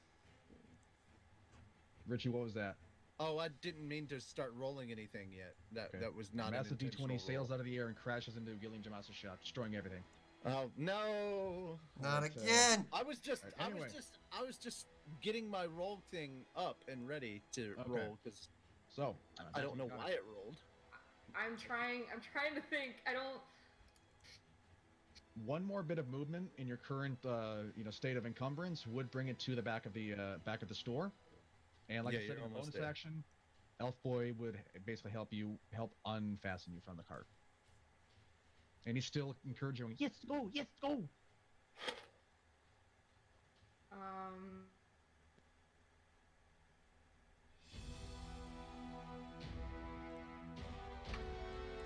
I guess what I could do is, oh, I should probably reset action surge just in case. Yep, you've all had a long rest, so But make sure on that. so I guess what is help bring the the the cart around, and basically just do what you said, and Okay. but like not like I wouldn't be able to do anything on this turn, so Well, you would use your 30 feet, 30 feet to get there. That Okay. you can get there just fine, and that wouldn't take up your action. You still have your bonus action to get unhitched, so that still leaves your action to do something. hold on a minute. I thought I had 40 movement. You do, but remember, you're hitched to the cart, which is minusing 10 feet because it's still laden with goods. So. I know. It's just that if I'm detached, then problem solved. You still gotta move the cart to the back. Yeah, is like what I'm saying. you said that you wanted to move the cart, so if you did, that would be your current movement 30 feet, and that's about how long you'd need to get to the back of the store. All right. Yeah. Just do that and. Okay. Pretend this is behind the store. Yeah. Just. Oh my God, Alright. Leaf, you can fly! Dude, no! No joke, we were actually talking about that I earlier. didn't know you were a reindeer, Centaur! All right, perspective limitations aside, you're currently at the back. December was last month. Alright, and Grumble, so use grumble. the- I made God grumble. Yay. using the, I guess, what the bonus action? Yeah, because the elf guy would basically help you out. I You guess have I, disengaged from the cart. So So would I have movement speed? Now that I'm no longer attached to the cart, would I have movement speed? no, that's basically your All right. initial, but you can dash to give yourself another 40 feet of movement. Oh, that's what I meant. Like. Yeah, like you can take the dash action to give yourself more movement. Okay. So here, I think, right? Sorry, I gotta zoom my fucking camera out. That's fine. Yeah, here. All right, and I'm gonna move here, and that's it. That's all I could do. All right, with that, Boo, it is your turn. Okay, so these people that have been like throwing rocks and trying to hit me with pikes and stuff, what was that? Ignore that. Guard. This entire time, and it's basically done nothing to me. That should be. Whoa! We just. Game ended when everybody's dead. There we Bye. No. So this entire time they've been trying their very best to hurt me, and it's done the equivalent of jack and shit. Yeah, you So- get the chance, like, they're not martially trained, but I'm some you're assuming. I'm assuming at this point, like they were pretty gung ho, and then some of them, as they attacked and it did nothing, are now a little easier to intimidate. So I will be rolling another intimidation. Oh yeah, like they split, so it's like a smaller group of people. So, like, this will affect various, And spells. Fu, attacks. Fu is just standing there tanking it and like a champ, and so he just looks at them, and it's just a flex. He says nothing. It's just his sheer presence is what is intimidating at this You point. flex intimidatingly. Ah, god damn it! I should have said words. Yeah, you needed to beat a 12, and that does not do that. One gives a look of admiration, or like respect, but the rest they're unimpressed. Was that action? Can I also intimidate as a bonus action, or can I not? Unless it's a feature of your class, What no. What can I do as a bonus action? What You can is available? rage? Which I'm already doing, and I've taken attack, so my rage will stick around. Yeah, you've taken your attack, so you're still with your rage. Like I said, the intimidation is your action. Like they've attacked me, so I still hold my Yeah. rage. Yeah, Even if it wasn't successful, they still attacked you still, they still hit So I you, get to keep- but okay. didn't really damage you. me. Okay. So Yeah. I'm basically. I don't know if there's anything I can do as a bonus action. I'm not gonna move from this area. Yeah. The only thing I know that's Fuck! bonus I had to action- fucking roll a 4. This is. See, this is why I hate rolling fucking electric dice. They're just as fickle as normal dice. No, normal dice I roll much better. Hmm. In that case, you need to check your dice. No, I don't. All right. So It's you my got your hand, movement. not the dice. I'm not Dice going In allow that action case, movement, you but need I'm to assuming check you're your still staying hand. where you are. I do regularly. Moving on, folks. right. So there's what are my options for bonuses? You'd use your intimidation. Okay, so that's hold your on. action. As your Okay, so bonus bonus options are 2 weapon fighting, frenzied attack, and rage. So nothing I can do. That's my turn. pretty much. Damn it. You can Fucking flip them rolled a off 4. or make a rude gesture, but No, I'm not gonna do that. I'm just gonna. You know what? My rude gesture will basically be, I'm gonna yawn really quickly. That's my big flex. Is I'm just gonna yawn. Let me know Alright. when you're ready to attack. okay, Aurelia, it is your turn, and wow, those villagers, they didn't know where to really hit effectively, but they hit you a lot. Well, I got mobbed and I'm squishy wizard person, Mhm. so. Alright. I understand that trying to leave without doing an action to leave is gonna be death, but they're gonna catch up with me anyways. So, the original plan was for me to go over to Jinx, cast fly on both of us, and go up. But then I have 10 armor class, and chancing an opportunity attack. If I leave, I'm dead. You can't disengage. So, yes, but then I have no action. They catch me, and then I'm dead. Maybe. So, hypnotic gaze, because they count as one Ooh. person. Wisdom check, 14 this time. All glory to Hypnotoad. 13. Just. Oh, failed. all right. Alright, what is the Aurelia wisdom? moves within 5 feet of the crowd, and all of them start staring into her eyes, and she stares back at them. And then the abyss battle keeps going on as long as I keep doing actions. But I can't move or do anything else until I stop this, but then they're gonna mob me again. So the game plan is they're stuck here now until the guards show up. Just don't blink. Just, well, yeah. All right. That's let's my do turn. that. Okay. Jinx. Fuck, I forgot to tell Jinx what I was doing, though. I hope she's seen this before. Please, Jinx, don't fuck this up. I will die. I thought Jinx was in the process of leaving because she was fucking scared of Continue her hand. leaving. Teacher, normal teachers got this. Continue leaving. Jinx, I want you to Yeah. make another wisdom saving How throw. high is this? No! I'm sorry? You need to make another. wisdom saving throw. Oh boy. Armed teachers got a taste of the good stuff. Give me a moment. This time it attacks Jinx. Or, I'm sorry, this time it attacks Aurelia. Shut up. Ooh, that'd be a good. That Oh. would be a bad. All right, you take.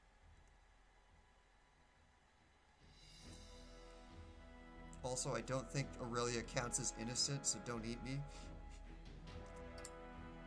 Oh, I was gonna say that I thought it was just the closest living being. You take 8 points of psychic damage as you feel your will suddenly battered by this other presence. You feel like your mind's being squeezed Armed teacher's gonna be tough. as you just hear Fucking this lesson. voice.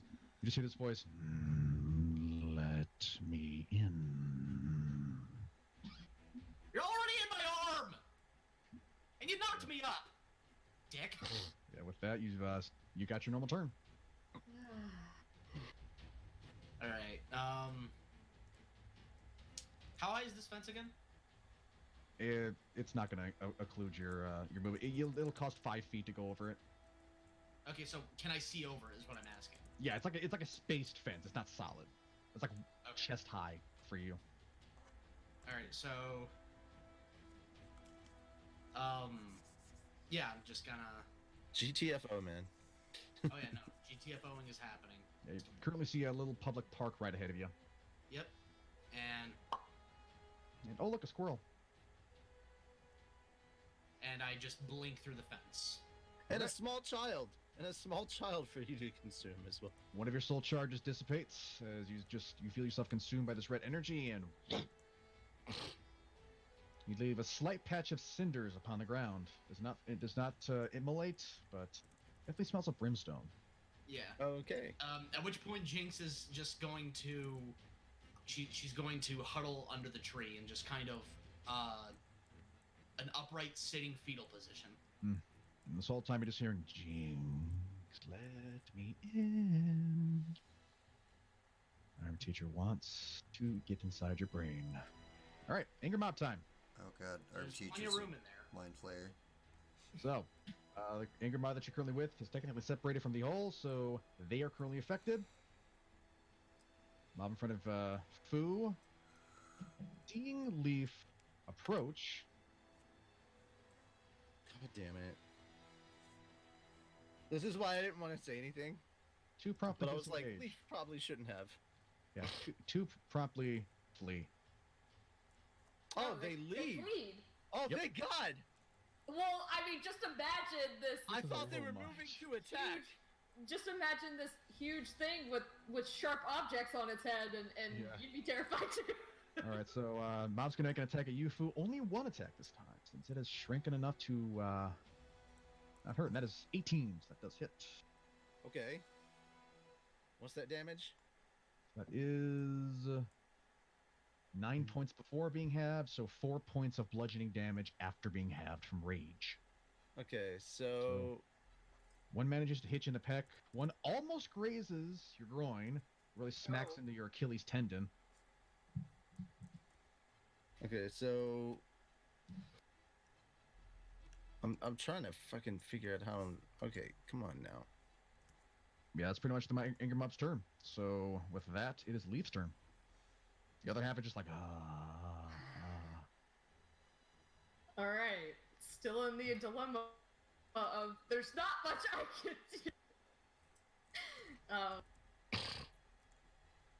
Yeah, all I could really do is try to, I guess, act intimidating by having huge antlers on my head, like. All right, you gonna intimidate? Intimidate away. I actually don't know what your intimidation score is. It's pretty much nothing. You're too adorable.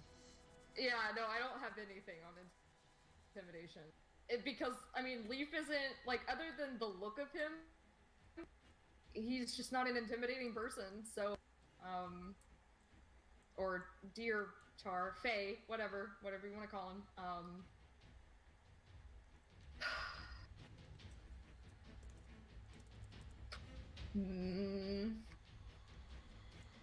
The mob is looking a little less heated since a good number of them have been dispatched, but they're still kind of pushing on.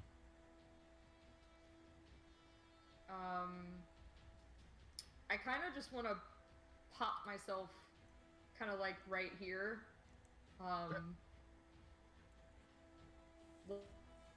Like, but, okay.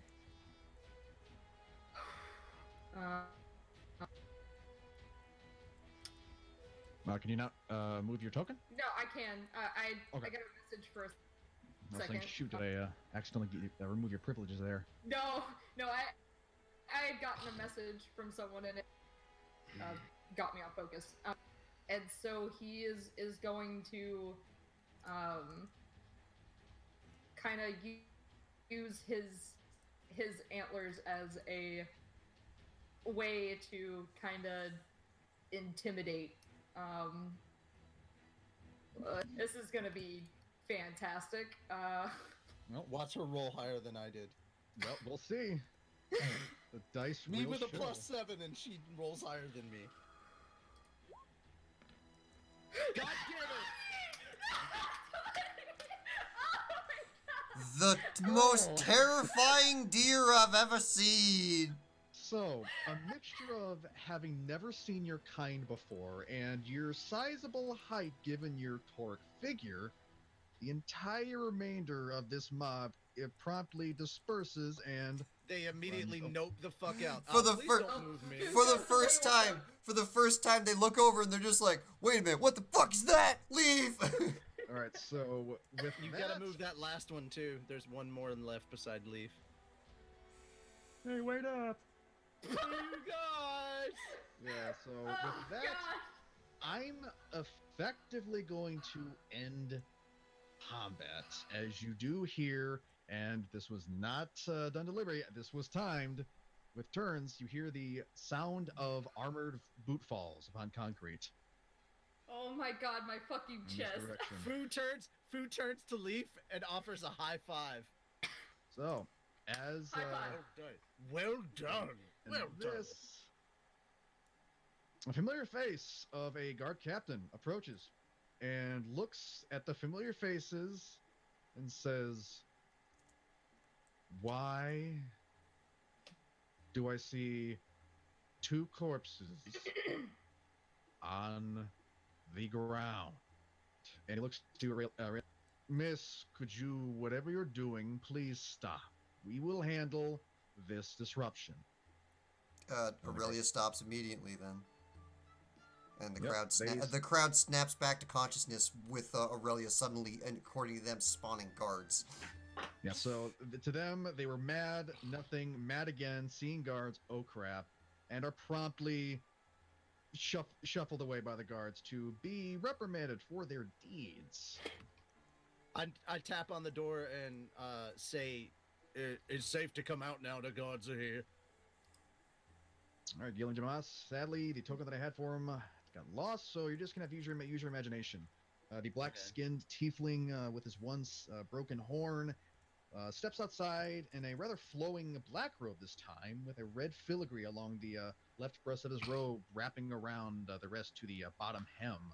No longer in a rage, Fu is still standing in front of the door like the most badass looking bouncer. Yeah, he looks around and says, "Oh, It's the thank fuzz. you. Cheese it. So, I noticed there's no longer an angry mob.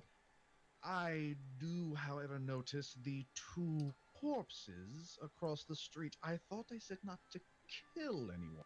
We didn't. All right, the guard captain does. I stood here. I just stood here and like, I guess that character can see like little bits of blood just dripping down. I just stood here and let them throw and poke me with things. And Right. I'm just going to zoom out because there's no longer any combat. yeah, So- yeah. Right. Well, I will hopefully explain this to the guard. Oh, the guard captain. Hello, Theodore. Gilliam Jamas. I should have guessed. Let me guess. I'm guessing you were defaced. Angry mob? Yes. Luckily, I had my daring friends, or I guess associates, to help me. Guard captain looks to the two corpses. Looks I to mean- you. We tried not to kill anyone. Yes, however, those wounds do not look like any mortal weapon. You notice where those tendrils had lashed at them? It's currently rotted, and like the smell of brimstone is pungent. Did Fu even see this happen? Because I, I think don't he was think so. focused on the. Yeah, he was I'd say he focused was on the so- group in yeah. front of him, so You- he's like, you heard have no- a like crackle in the air, but you were so focused on the large mob in front of you that Aurelia saw it though. yeah, Mhm. Okay. and that arm was glowing a vicious red through the black chitinous plates. Oh come on! What happened? I said not to hurt them. All right, Tony, what is Wasn't Jinx currently doing? wasn't us. You just hear Fu Still say on that the out loud. ground. She's not moving. The guard captain pinches the bridge of his the nose with his index and thumb. Right. Okay. So, what I'm going to do is I'm going to file this as a domestic disturbance. Unfortunately, with the two Actually, bodies. can I retcon that real quick? Okay. Jinx is trying to stab at her right arm. With Oh. She has a dagger. okay, that's going to be an automatic hit. Roll Can for anybody damage. see this? Can anybody see this? No, she's gone. No, she's not gone. She's nearby under a tree. She ran into a nearby public Yeah, park. well, Like, but what I'm what I saying mean is, what I'm saying is, if we moved over to where the guards are, that fence is only 5 feet tall. Fu would be able to clearly see her, and so would Leaf. Not I mean, necessarily, if she's behind a tree, then No, Yeah. she's not behind a tree. No, no, She's no. crouch. She's just crouching under the tree. yeah, Yeah, she we would be able to ran clearly off the see map. her. So Yeah. there was more to it. It's like a public park. So there are trees, bushes, things that she could crouch behind. But it sounded like She's not. Yeah, right now she's not. She did not make an active attempt to hide. She's like, I just need to get away from people and deal with this. from what I understood, from what I could see of what was on the map, it seemed like Jinx just sat down under the nearest tree and curled up in fear. Now that was cut off from the map because that was only so much that I had actually Yeah. Well, built but up I mean, in my map maker. yes, I get that, but like legit, there was a tree that was still in view, and that's where you place Jinx tokens. So I just assumed that's where Jinx was, like Yes, under the that's where first she tree. was. Nope, Jinx is where, Okay. where Tony says she is. That's that. Yep. Okay, well that's She got to the other side of the fence, got into an sitting up kind of almost fetal position, and okay. So Tony, would she be in clear view of Jinx or Leaf, considering how tall they are? if I'm Fu sorry, was Lynx and Fu, Leaf and Fu, would they be able to see her? I would No. say at least Fu would be able to. Yes. If you're crouching behind a like behind a tree, No, no, no, not No, not a- behind a tree. under. That's what. All right. under a tree. Okay. Under a tree. We've clarified this 4 times. This is gonna be the last time we clarify it to everybody. Sitting under a tree, not actively hiding behind a tree or anything, just curled up in the fetal position, now stabbing her arm. That- I'd say, given the situation, takes a just few minutes, but you do eventually notice Jinx in the park. I'm gonna look over at Leaf and be like, "You want to handle that, or you want me to?" By the way, how much damage have I taken from that? Roll for damage of a dagger. You're rolling that. All And the right, guard captain says, "Oh no no no no no no no no no no no no no no no."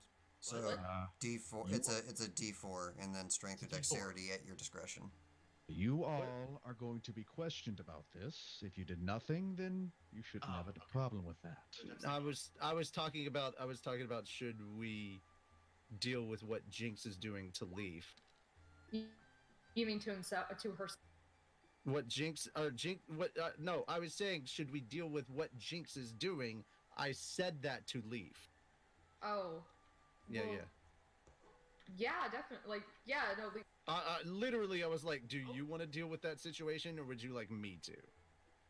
Is what I was saying essentially. For you. Leaf can do it. Okay, and either one, he doesn't really. It doesn't really matter who does it. It's just somebody needs to take care of poor Jinx. Okay, I think And- why'd you roll another? Yeah, D4? no, well, Leaf already has that nature towards Jinx, so Right. I just thought about this. Is it a good idea to let the most innocent member of our party go over to Jinx right now? Well, that's to be determined. Hold on. I'm in a no condition to help her right now. I need help. Tony, why did Yes. you roll another D4? because I assumed she was stabbing herself multiple times. Okay, are you going to continue stabbing until you eventually pass out? I was gonna do 3.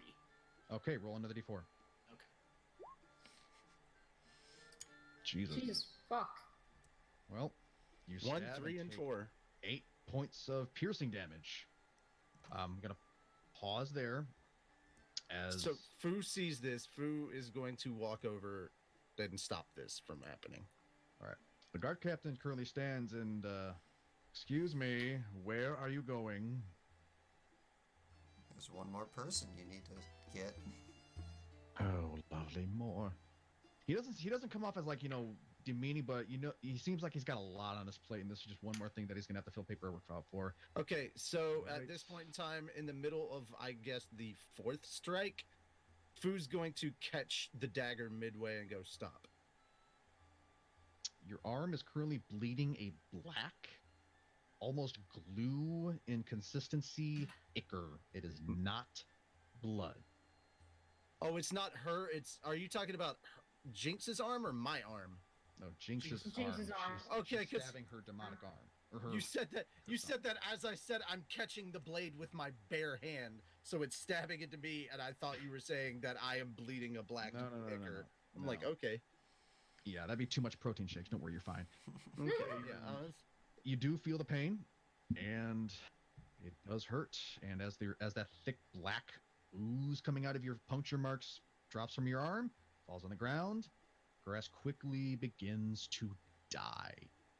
It is too nasty, brownish, black dead spots. Yeah, we should really get that looked at. Jinx just goes, "Go away! I don't want to hurt you too." Get what looked Oh, she's normal now.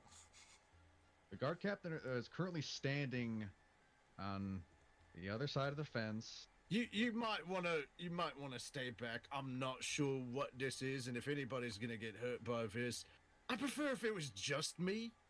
Oh no, you all are coming with me. I'm sorry, but I cannot let somebody who I'm assuming with that kind of arm did that. Oh, I'm pretty sure that's what happened too, but I cannot, and since you're associated with her, I cannot let you all be roaming around Artelia without some kind of answer. So please, gather yourselves. how Follow about me. we get this taken care of before it drips and makes everything die? I don't wrap it up. Bottom Yeah, line is That's what I'm saying. I don't care. We'll go with you. No problem. Just Very let me well. wrap up this arm. Jinx, Okay. Jinx looks at the arm and then kind of is looking back and forth between Fu's axe and her arm, and she goes, "Teacher, Oh God. you know what to do." And she holds out her arm and just He like, does know what to do. He's gonna bandage that son of a bitch up like it's Hiei and the Dragon of the Darkness Flame. Okay. Pause. The minute you do that, I need you to make a wisdom saving throw. Me or her? No, Jinx. Okay, her. As you hold your arm out, you feel it begin to retract against your will. And you hear that voice in your head one more time. Oh, no. You have formed a pact with me. You cannot get rid of me. We're gonna kill the fuck out of that arm.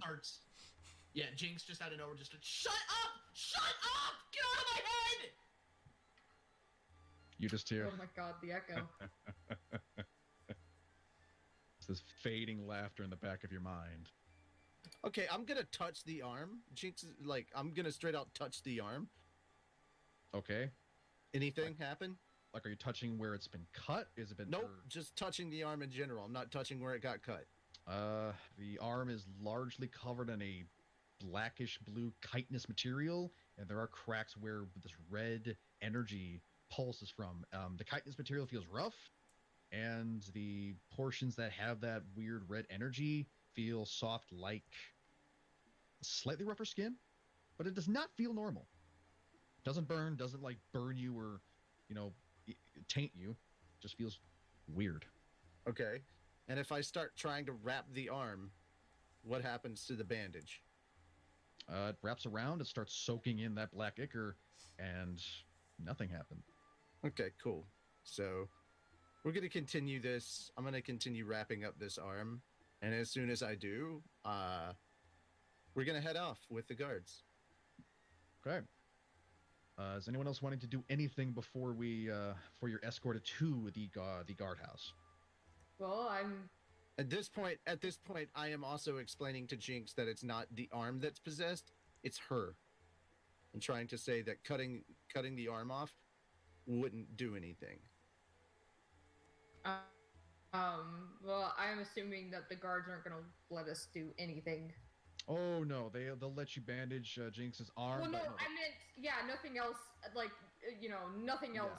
You're going to be guided to the guardhouse and essentially questioned, and to make sure that everything's understood. Because again, he can't really have somebody who did that to two people roaming around Artelia, even if they may not be willingly doing it. I think the only thing Leaf's going to do is console Jinx, because he sees her upset and it upsets him. You do hear a series of footfalls behind you as you see the familiar face of Gilliam Jamas running up to you. Friends, I would like to come with you. Maybe I can work some of my pull with the guardhouse. And he looks over to the guard captain. Theodore, be a friend. Theodore looks to him with a dry face. No. Oh.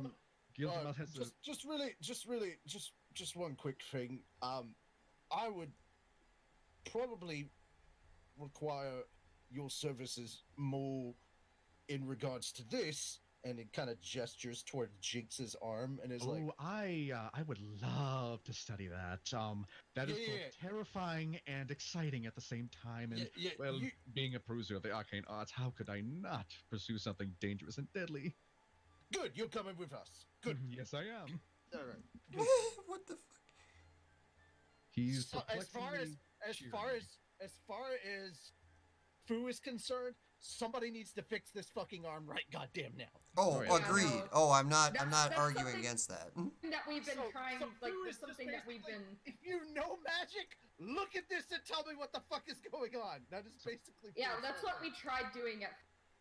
Okay. All right, so as you're making your way through Artelia, guard captain Theodore, he presses the side of his helmet. You hear him speaking softly, and eventually, 4 additional guards come into formation around you. They are very well armed and very well armored, and they guide you through Artelia to the military district, where a very one quick question, yes. just to or not question, one quick statement before we started moving, as just a gesture of, as a gesture of the fact that we are willing to comply. Fu removed his axe and handed it to one of the guards. Like, he willingly gave up his weapon. The guard looks perplexed, but he's a stout dwarf. He says, thank you. And just... I mean, you're holding it, you're not keeping it. I want it back after all this. "Oh, I wouldn't want this. It's too bulky." He just slings it over his shoulder and continues carrying it with you. Oof. And Puff agrees. Yes, Puff is in strong agreement. Yeah. So Anyway. just so the guard captain can feel a little more at ease, that there's not a giant walking around with him with a fucking battle axe equipped to his back. You know, Yeah, you but- can feel a little bit calmer about the situation. They all seem very confident in their formation, given they don't seem very tense around you, save for Guardian Theodore. Gilliam keeps trying to sneak a look at Jinx's arm, not like trying to poke at it, but just analyzing what he can at a distance while still, not really invading any personal space. Yeah. Later. Oh, come on. I'm not going to hurt. Let me look. But you do eventually come into the military district, Dude, which is... believe me, I'm not concerned about you hurting her. you do come into the military district and... No, it's same thing. Same. I'm not concerned about him hurting her. I'm more concerned about her hurting him. Oh, I think it's more of a, curiosity killed a cat. Anyway, Well, you're all taken into the military district. The decor and the general architecture in the military district is much more utilitarian. Less wooden and, fancy masonry structures. Everything is, basically bulky, solidly hewn stonework. It's much more fortified and, like I said, much more utilitarian and efficient in space. And you are brought to a rather large formation. It's not exactly a fort, but it does stand a good 40 to 50 feet above the general, skyline of the military district, which most buildings are about 2-story, so it definitely sticks out. There are walls around it. You step through a gate and are guided into the guard hall, and eventually taken through a series of winding halls. No one really pays you any attention, and you are taken to a large, rather empty room, save for a table, and left there. Guard Captain Theodore saying, "I will be returning here shortly. Just remain here. Try not to instigate anything, and I'm sure we can settle this all amicably." And you are promptly left as he closes the big, heavy wooden door, and a heavy thunk is heard from. I turn to the group. I go, "Is everybody okay if I do the talking?" Yep. I think the magic people should be more focused on figuring out what that is. Agreed. I want it dead. Quick question. Hello. Yes, I'm still here. I just would like to get a little more information. Maybe I can help. How do you have any idea how that came to be? Fu's sitting down at the table, ready for interrogation. Well, that's kind of what I want to find out Fair right enough, fair now. enough. So we're buddies now. Yeah. Let's figure Uh, this out. So Gilliam does. Didn't she he touch does. something? Sorry. I was gonna say, I'm trying to remember because this happened so long ago. I love that Jinx this is the- touched something. I love that this is the. I love that this is basically the D&D equivalent of what did you do? Pretty much. So you all recall it fairly clearly. So I I'll do. just, Leaf. You said that Leaf relays it, right, Chibi? Well, no, me personally, I don't like it because it happened so long ago. I don't remember. Okay. I just remember Jinx touched something, but I don't remember what it was. Okay. Yeah, could you go back into detail because I don't think I was there for this bit. Hold on. If you did remember, would Leaf have willingly divulged that information? Gilliam Jamas is a stranger, but he's been rather, friendly to you. So he doesn't seem rather, he doesn't seem really like a snakish.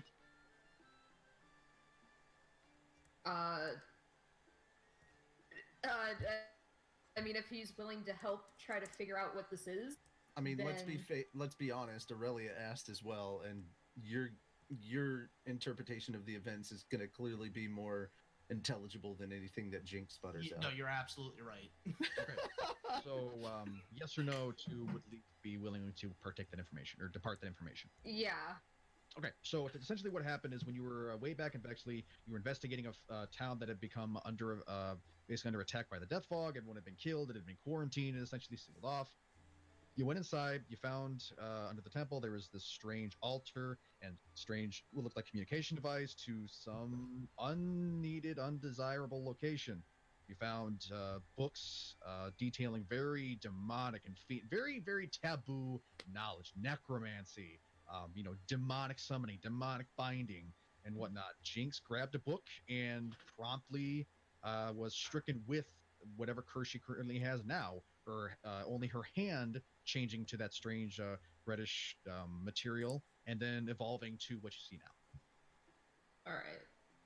That's what it was. Relay I that. knew she touched something, but I just couldn't remember. Yeah. Right. Funny. Leaf sounded really, really much like a divine being there for you. Anyway, so Gilliam Jamas, he taps his chin a few times. Okay, so it's definitely curse related. You say that this was fiendish. Maybe hell. This. We may have to go to the Divine District. Take a bath in holy water. Got it. No, that could possibly kill her. Oh. Yes, 'cause Ow. depending on.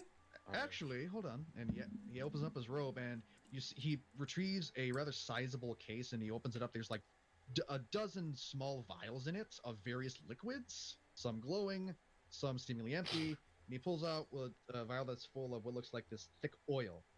Holy water, don't ask. I like to be prepared in some degree. He tucks it back into his robe, uncorks it. Jinx, darling, I understand if you don't wish to, but this is purely for the pursuit of curing you. Would you be willing to potentially feel burning pain while I pour this onto your arm? Jinx gives him this leveled look. I wanted my teacher to cut it off. What the fuck do you think? No, God. Right. He uncorks it and pours it. It's essentially holy oil. All right. The minute it hits your arm, you immediately feel this horribly burning pain as you take.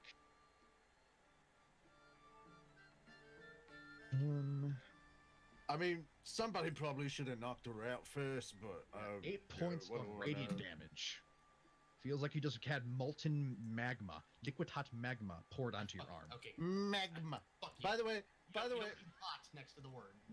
all right, first off, Tony, this is recompense for the fires that you started in Australia.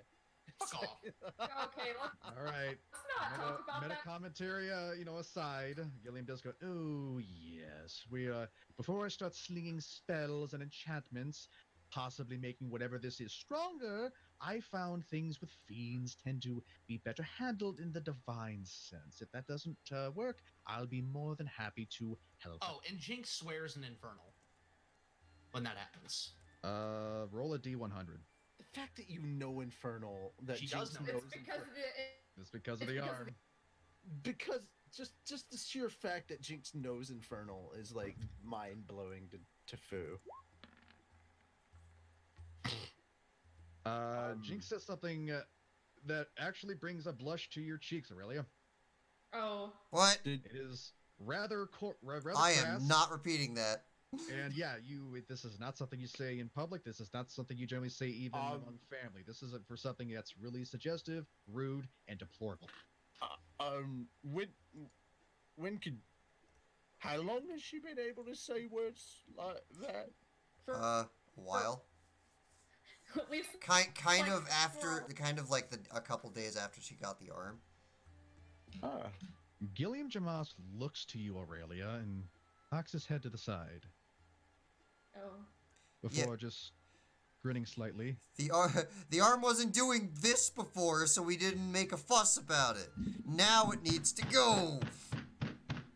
You hear a deep clunking from the door as it once more swings in, and in Come steps Guard Captain Theodore, a rather portly-looking dwarf fellow, and another human who is garbed in rather, decent purple robes.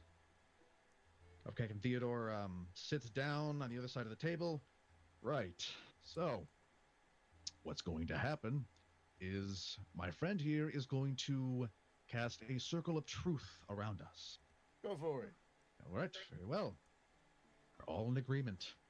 The caster mumbles a few things, and he eventually this glowing glyph takes up the entire space of the room. It's about 12 feet by 12 feet. It's cozy, but not too cramped. And you feel the strange tingle up your backs Mm-hmm. before Guard Captain Theodore clears his throat. All right, I'm going to ask: do any of you know how the deaths of 2 Artelian citizens happened, and if it was by any of you, by whom? oh, great. all of you. Would Aurelia saying that it was specifically the arm and the arm is not Jinx, that's not lying? Because As far I as don't, you know, I do not consider that arm Jinx. That arm As needs far to as- die. As far as you know, that arm is not Jinx. Yeah, you saw the tendrils come out of the arm, and even then, like as Jinx was moving, it moved in an unnatural movement, like compared to Jinx. So yeah. Well, we didn't see anything, So Leaf yeah, wasn't- what would Aurelia say? Dargon? You got stepped on. Say again. What would Aurelia say? I didn't hear you. Well, I have to say the truth, and the truth is the deaths was caused by that arm. Which is possessed. He Yeah. looks to the mage, and the mage nods. We are currently trying to remove the arm Okay. without so- killing her. I mean, it looks The- like the arm was cursed. Do any of you have any intention of causing harm to the Artelian Federation, or people, or anybody living within these walls? No. No. I mean, there is that one guy in the bar. God. Excuse me? She had a tiff with the person in the bar. And she wishes to inflict. Given that I currently believe that is because of the arm. The arm needs to die. very well. The curse needs to be lifted. Taking the arm away isn't going to change anything. The guard captain Theodore looks to you, Jinx. Young madam, are you willing to see to this arm of yours being removed? I mean, I literally asked them to cut it off like not 10 minutes ago, so. That wouldn't have solved the problem. Well, if need be, that can be a last-ditch effort. However, I would see to it that we have this resolved, and seeing as this is now an Artelian Federation problem, you will have the aid of Telia with you. Can you call for some holy divine, who's it, what's it, to come maybe take a look at this? Yes, maybe a temple of Pelor, perhaps. Gilliam Oh, Jonas I do have pipes one in. request though. Yes. As you can imagine, and she holds up the arm and points to it. This thing is really good at back scratches, and losing it's gonna kind of suck because then I won't be able to get that itch. So I do request a back scratcher to replace it. No. Just, I'll scratch your back This for truth- you. This truth field is hilarious, and I love it. We are going to make immediate haste to the Divine District and seek consultation with the High Cleric of Pelor. Hopefully he can aid in this matter. Oh, and then Jinx blurts out, "I can't read." Yep. I don't think we I look should at my have book and I pretend, issue. but I'm actually just trying to look smart. Jinx, Hmm. we know, honey, we know. I feel like this is the what I once had a crush on a little Asian boy who I thought was a girl. Yep. Well, we're in a truth field. She can't stop herself. Technically, Jinx, you can read. Yeah, you can read Infernal because of the arm. Arm needs to die, yeah, though. but technically she can't. Like, it's because of the arm. She doesn't actually know. The arm is translating what the squiggles mean. Dude, this truth field is powerful as fuck. It actually already differentiated between the arm and her. Wow. I need to learn this spell. Yeah. And she does say that out loud. That's too nitpicky for me. All right. Yeah, never mind. Eh. With that, the guard captain does dismiss the two gentlemen that came in with him.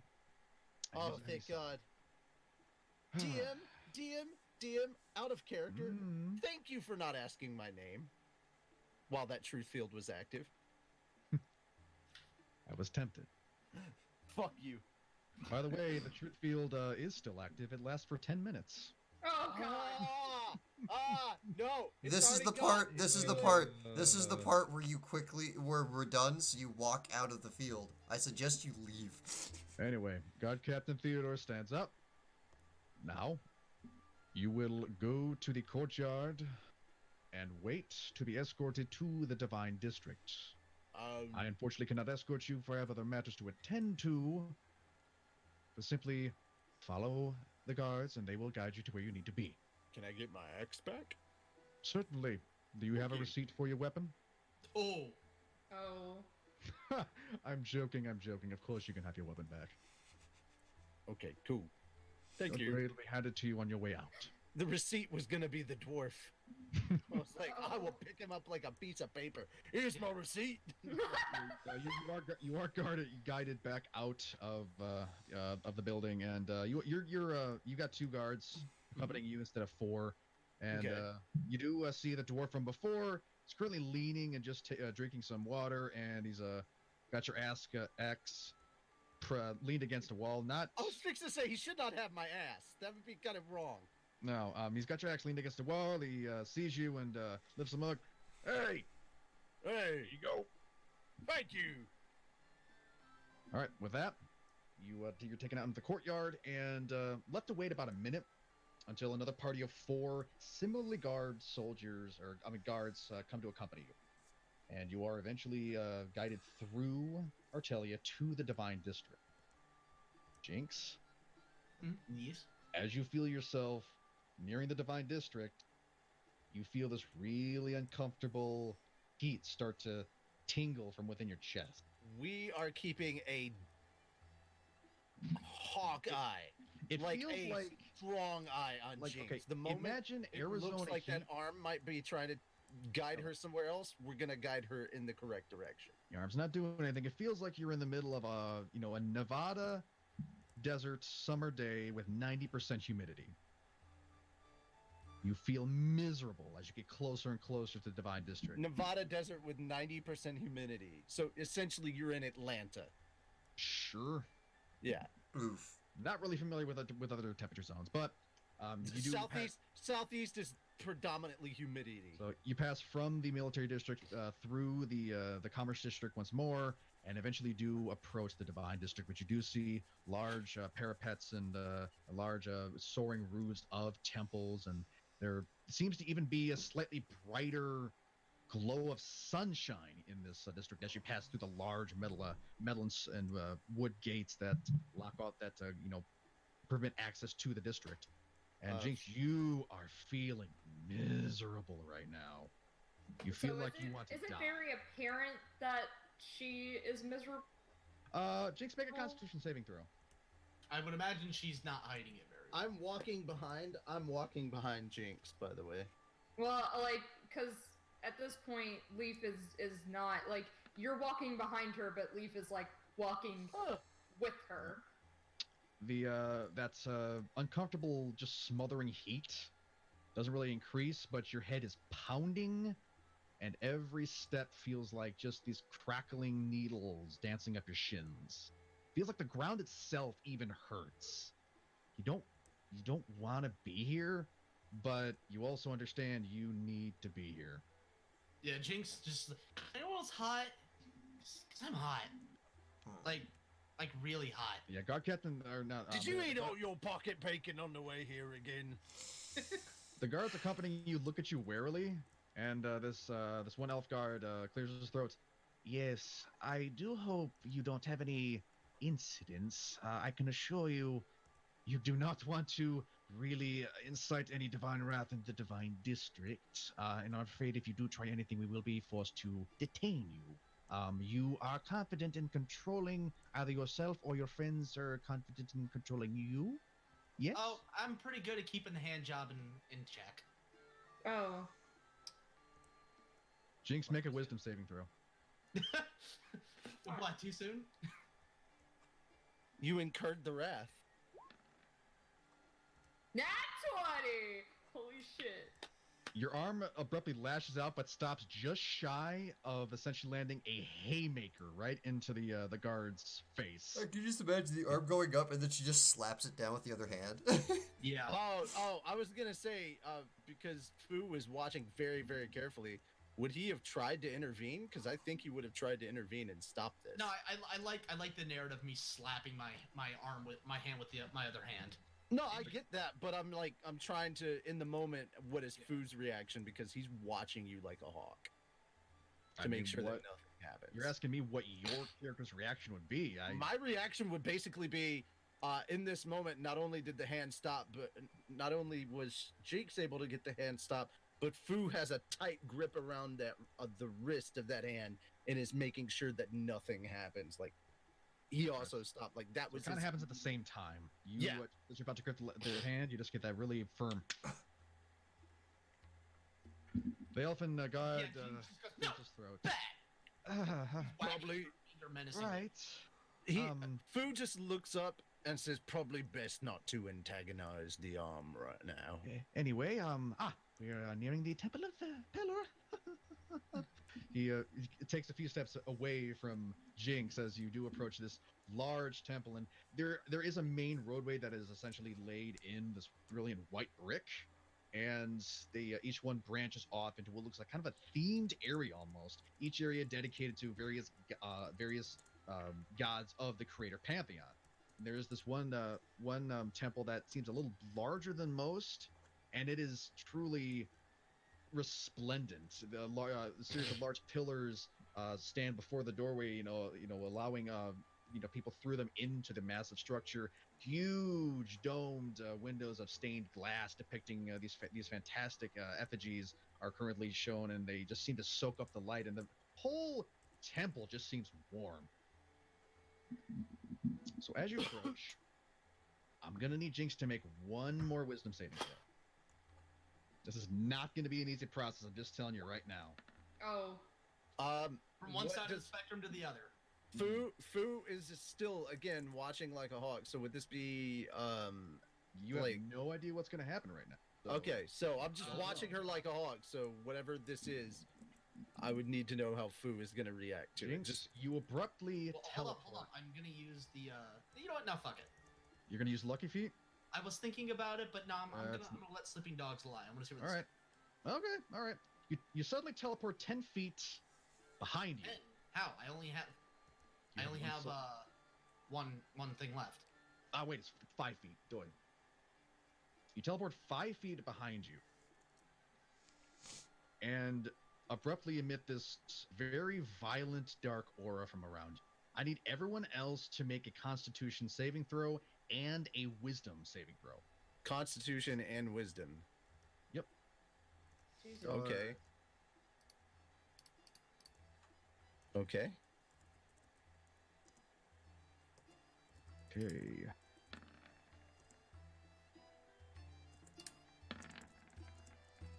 God damn it. Oh, Was that the Constitution or Wisdom? That was the Constitution. That's the wisdom. Oof. Yeah, call the rolls out when you roll them real quick. 6 and 8. I'm really done with rolling electronic dice. All right, Chibi, what was your first 20. roll? The plus 5 is my Yeah, you modify. my Constitution. Right. All right. Wisdom. Okay. Darkon. I'd be dumb. Please work the way I hope it did. There we go. They're marked for you. Oh wow, nice. Okay, so Aurelia, you make the Constitution and the Wisdom saving throw. Leaf, you make the Constitution but fail the Wisdom saving throw. The guards all fail the Constitution saving throw, but miraculously all make the Wisdom saving throw. So, those who have failed the Constitution saving throw, you all take.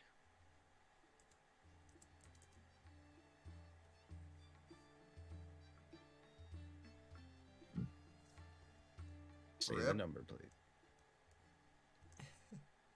Come on. Pause for dramatic effect. And you all take a massive 10 points of necrotic damage. Oh, okay. Sweet. My hit points are 69. Now, to those who have failed your Wisdom saving throws, Okay, there we go. take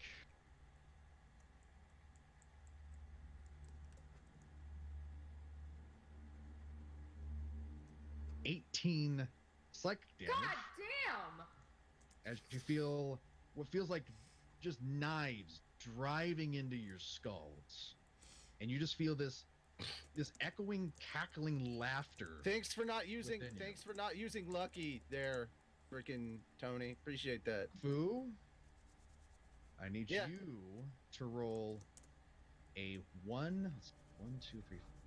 I need you to roll a 1d8. 1d8. Yes. No modifiers on it, just a regular 1d8. I would rather fail the 4. fucking All right, Constitution. you actually okay. So and Chibi, I need you to roll a 1d8 as well. Am I taking more damage now? You'll find out soon. Oh god damn it. Not one, it'll be fun. Kills the party. Okay. Fu, you abruptly feel yourself overtaken by this unlogical, uncivilized, barbaric madness, ascending what you understand as rage. This is bestial. This is insanity. And you lose yourself. And you attack Leaf. I need you to make an I am- attack roll. I am no longer in control of my character. Good to know. I can help fix that. Give me a moment. I mean, no. Absolutely, I refuse to roll. You roll for me. Okay. Since you're essentially taking over my character, you play my character for the portion of this. I refuse to do it. Makes Alrighty sense. then. It would not be in my control to begin with, so no, you would attack for me. Okay. 7. You could think of me as like the conscious will of All right, food. I'm using the Oh luck my feat on this God. one. I'm forcing you to make a reroll. Or, Forcing who hold to on. make a reroll? Oh god. Oh god. Oh god, I am so sorry, Leaf.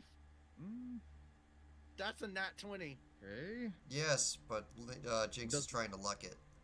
Darkon, does luck feed work on other rolls? I thought it was only for rolls against you. I think it works for with Wild Magic Surge because I have the bent luck thing. I can do that. Okay, so you're not using your feet, you're using your class ability. Yeah.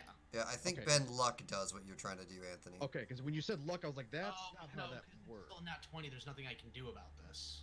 Okay, because yeah, the luck feat is only for you or an opponent that's attacking you or you're Shit. attacking opponent. Yeah. Yeah, unfortunately. Yeah, you Okay. probably should have used it on the one instead. Oh well. Right, and that is Ben Luck doesn't do the other thing Oh. either. Oh, Mm. plus oh yeah. 4 plus 2d4. Jeez. Well, Super tackle. Don't forget that this is the fire axe, so we're also Yep. doing. You're doing 1d12 plus 4. Wait, I Yeah, thought 1d12 he plus thought he 1d12. tackled, not axe swing. No, he took out his axe and he swung at Leaf. Mm-hmm. This is not logical. This is insanity. This is straight up, yeah. Sorry, Well, I heard then I heard that's- tackle at the beginning of then this. my character's straight up just dead. Then. No, that's 17 points of slashing damage, or 11 points of slashing damage and 1 point of fire damage. 2 points of fire damage. So actually 18 points of damage overall. You're not. You're DM, here's the question: is Yo. this considered a rage or a higher form of rage? No, you're not raging. You just insanely lashed out. Insane. So this is just a straight out attack. This isn't like Yeah, as if like- I thought you were going on like in full on like this bestiality, this bestial form. Sorry, I mean I'm swinging at the deer tar. Like I But said, no, okay, with This you, bestial thing had taken over and thrown me into a barbaric form of rage. I thought you were talking frenzied, and I had 2 more attacks to throw at Leaf. No, And I was no, like, no, oh, no, no, good no. God. Essentially, this is not like your rage. Barbarian rage, there's some form of control because you know how to trigger it. This, Okay. not controllable. This is nothing like you understand for rage. So, Leaf takes 17 points of damage. Oh, that was. I miscounted. Silly me. All right. And let's see, Leaf, you have to attack Jinx. Oh. I mean, you killed Want me to roll Jinx. for ya? Yeah, yeah. If somebody has taken I'm sorry, DM, yeah, you should roll for anybody that's had their consciousness taken care of. Because essentially you've pulled us out of the driver's seat. We're the consciousness. I'm never gonna assume that. I leave that up to players. TV, do you want me to take control of your character and make this roll for you, or no? I mean, it's whatever. I don't care. Do it. It's. Okay. Eh. All right. I'm sorry. So it's rolled a hit. Yeah, 1d20 plus. Good God, plus 10. Yep, that hits. And that is longbow. Actually, yeah, with the plus 10, the only possible way for her to miss would be if she got a It'd be 1. 12, rolling a 2 or lower. 2? If she rolled a 2, she would be 12. You don't have Jinx, mage, you you don't take have care mage of armor on right now, do you? Yeah, it would have to. Oh, right, it would have to be a 1 or lower. Yeah. Yep. You take 12 points of piercing damage. As an arrow basically shunts right into your left shoulder. As soon as this strikes both of you, you're snapped out of it, and Oh. you notice the consequences of your non-conscious. I immediately drop my axe and drop to the ground. All 4 guards are currently have their weapons drawn and have tried to attack each other, all failing, comically enough, and have snapped out of it as well. All right. Damn it. Because of If only hold person was a reaction, I could have stopped that.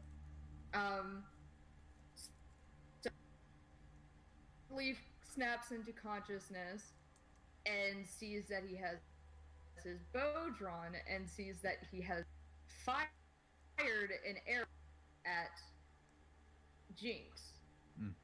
And he kind of like he let goes of his bow and like tears just forming in his eyes and kind of slowly just backs away from the group.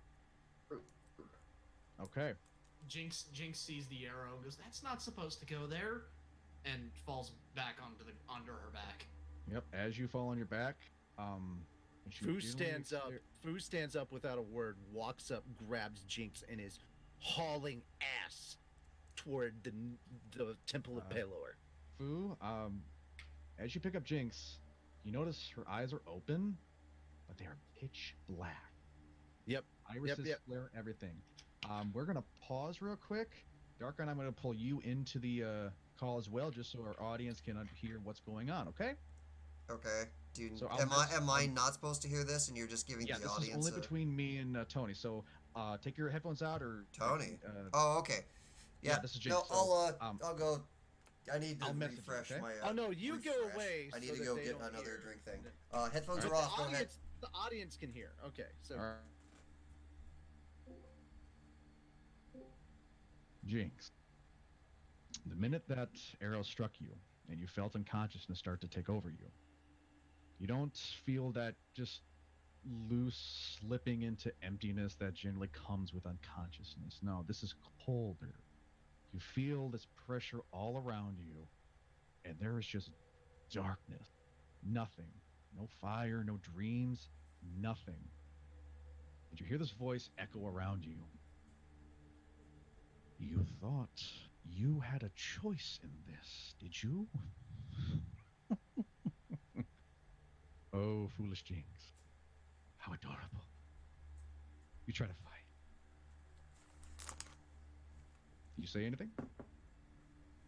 Uh, is there like a entity in front of me at the moment, or is No, it there's just blackness. The voice is echoing all around you. all right? Yeah, Jinx just goes, blow me. Adorable. You suddenly feel yourself enter what almost feels like water, but it's solid. And solidness just, again, pitch blackness, but you're standing on what feels like this solid surface with made a little layer of water on it. And this just strange, sourceless illumination comes that just barely illuminates the water, so you just see these faint, glowing ripples on it. And do you stand up or do you remain prone? Stand up, yeah. As you rise, you notice a deformation in the water in front of you.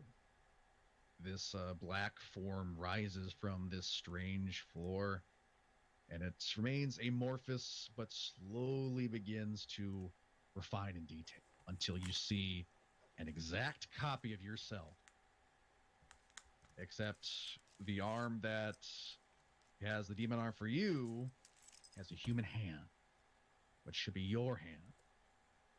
And the copy of you smiles and gives a little wiggle of the fingers at you in a teasing high. Hello, Jinx. What do you think? I think I wear this rather well. Wouldn't you agree? You're a little too fat around the hips. Shame. I'm going to give you one chance, Jinx. You can willingly turn around, abandon your friend, and I can give you the power that I promised. All you need is give me what I desire. Souls. My God, I didn't think I had to explain it to you. Squirrels are nothing. I need human, dwarven, elven, any type of humanoid soul, conscious, with a will of their own, torn from the bales of life, screaming, kicking, unwilling, crying, and only to get consumed by the abyss that is me. You know something? I'm starting to think you're not a good person. Really? Call it a hunch. I mean, this coming from you. You honestly think I'm affecting your will that much? I mean, you did kill those people. A woman who started a massive forest fire. Lovely work, by the way. Oh, I'm sure there's plenty of death around there. Oh, intimidation too. Ooh, if only I'd pulled control just a little sooner. Oh, that inn would be in debt. So, Jinx, do you accept me or do you want to continue resisting? I give you this one choice as a kindness. Just understand there will be consequences depending on your choice. Not exactly sure how you expect me to run away when I am pretty sure I'm. She kind of looks around. Yeah, I don't think I'm awake. Oh, don't worry, you will be. You're of no use to me if you're comatose. So what'll it be, Jinx? And you see this inky shadow of yourself hold out the human aspect of your hand. You're the what was essentially stolen by this demonic form. Hold it out to you in a handshake like motion. All you need is take my hand, and we will have an accord. Otherwise, you can keep running. Jinx starts to lean forward like she's going to grab the hand, and gets probably within what, maybe a foot of her mirror self, Mhm. and spits in her face. Okay, we're going to play it like that. I need you to make a wisdom saving throw with advantage. Right. So 13. Not bad, 13. You feel a ripple in the water beneath you as you have these memories of Aurelia, of Fu, of Leaf. You may not have known them maybe as long as Aurelia, but you have fond memories of them, and you feel your will strengthen. This whole time you kind of felt this pull towards this figure. Even when you voiced this pleasure, there was still something that felt like you were anchored to it, but you feel that lessen. And this echo of yourself steps back slightly, but does not show any form of discomfort. I need you to make one more wisdom saving throw, again with advantage. All right. And I'm gonna go ahead and I'm gonna use my luck feat. Okay. Remember, you can use it as many times as you have charges on any roll, even if it's So the same do roll. I do another one with advantage or just a singular one? Same with advantage, given the situation.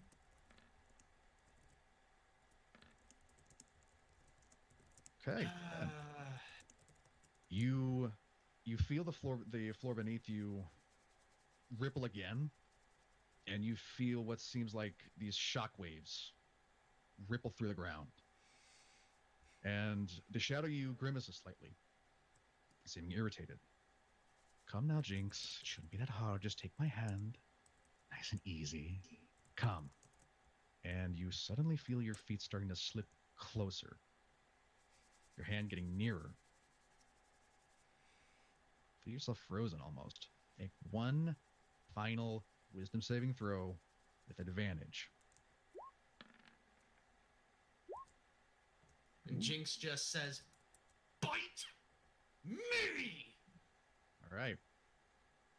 With that, the floor beneath you quakes, and these massive cracks begin to open up beneath you. Brilliant radiant light spills into the area, and you just hear this inhuman hiss from this mirror you. And you feel yourself slip, not into consciousness, but into a much more familiar unconscious, much more homey.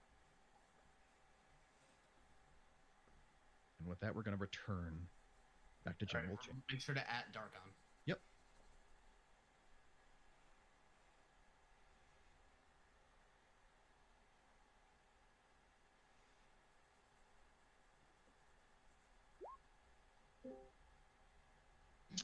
Okay. Oh, I can't hear Where did Richie go? anything. You can't hear? What's going on? Uh-oh. GB? GB. Uh-oh, we're still stuck in Jinx's mind. Are we? There we go. There's Darkon. Richie? Okay, but where's Hi. Oh, What? I didn't do it. oh, and now she's back. Can you, There can we you hear us? Go. Hi. I can hear you now. Okay. Yeah. Yay. All right, we're good. All right, we're good? All right, so all that was happening, that was kind of like, a pause in the current while that transpired. So while that's transpiring, current events are happening in the real world. So, Fu, you said, was basically running with Jinx. I grabbed her and I hauled ass to the Temple of Palor. Okay. She feels a lot heavier than you remember. Like, you actually have to put effort into lifting up this tiny woman. I'm a big dude. It's okay. I can do this. Oh, yeah. But like I said, what should be easy, you genuinely have to put effort into lifting this. So that's definitely not normal. As you dart into the temple, there is just this amazing, so much sunlight in here. And you see this massive sculpture, what looks like a human or a humanoid form donned in this brilliant mail, all carved out like this brilliant white marble with a shining halo around their head, obscuring their head and just making it seem like just this shining, beacon from their shoulders. And there's, pews and, various confessionals and other, areas to worship. That's great and all. Somebody important, get over here right now! You see a man from in front of the church or in front of the temple walk over to you, and with a questioning look, he's an elven man of older age. Can I help you? Shove the girl forward. Fix her now! And he doesn't know what to do with her, but he sees her eyes and he goes, "Oh, hello. Okay." And he picks her up, attempts to carry her, slowly brings her to the altar. I can carry her. I can carry her there. Okay. I haven't put her down. When I said fix her now, I'm literally holding her by the freaking biceps and kind of like shaking her at this poor guy. I'm like, fix her now. So it's kind of like that. All right. So as you bring her there, the elf calls out, "Please get High Deacon Barrack, please. This is urgent." And you see a few other priests. As she's laid there, I've got my hands on her shoulder in case this thing tries to get her to move. And there's no altar. This is just basically the statue of Pelor, and then just the floor. So she's placed before the altar, and the ground that she's on begins to pool with that weird black ichor, and this black substance starts to drool out from Jinx's Somebody eyes. do something quickly! You hear a series of doors thud open off to your right as this rather portly-looking human man steps forward in these rather impressive robes, and he looks over and immediately spots Jinx, looks up to you, and says, "Okay, I'm assuming you need some divine help. Can you give me some idea of what is wrong with her?" What do you magic users tell me what the hell is going on?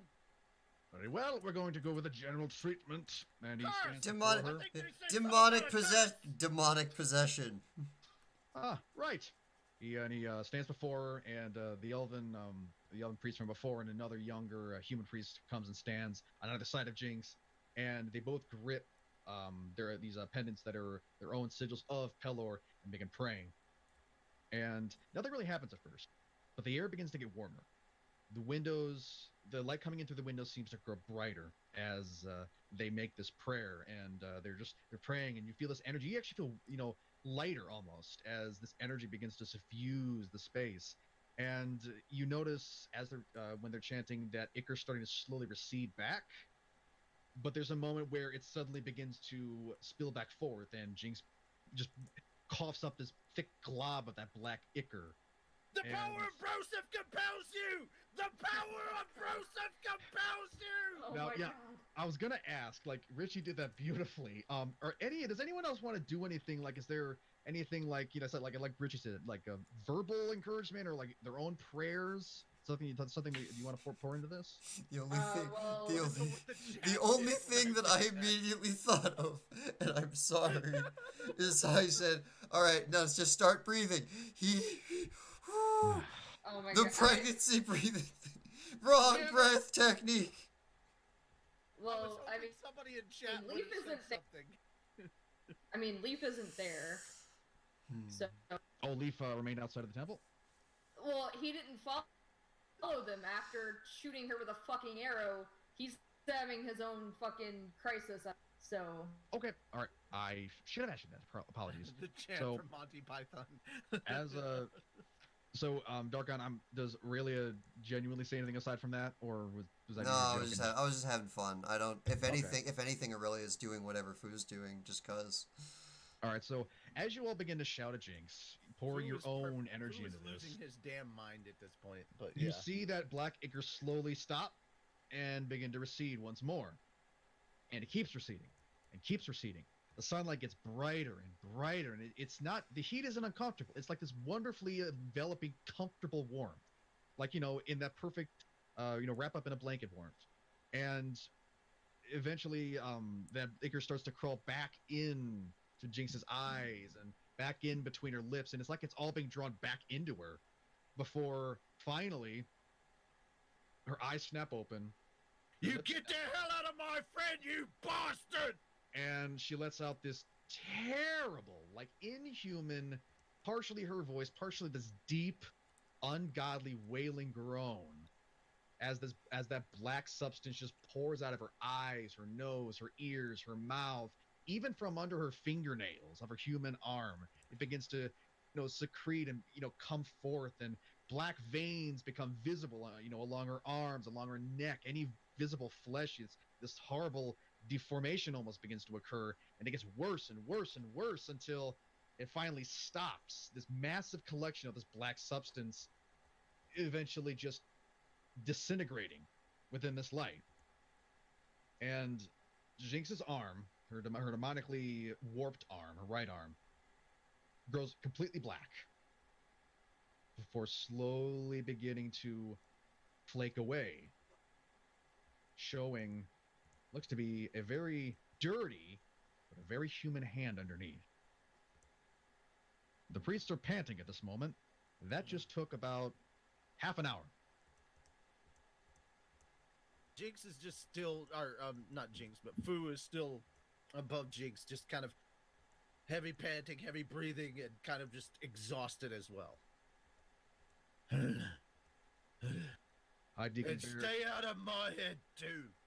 High Deacon Barrick dabs his forehead with a handkerchief and gives a sigh. Dab.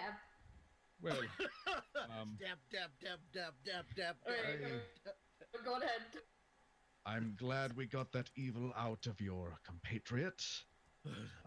Do any of you need additional help while we're here?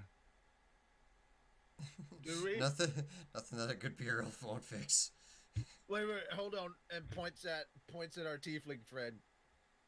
Can you just do a quick check on him to basically appease the town people to let them know that he's not an evil person?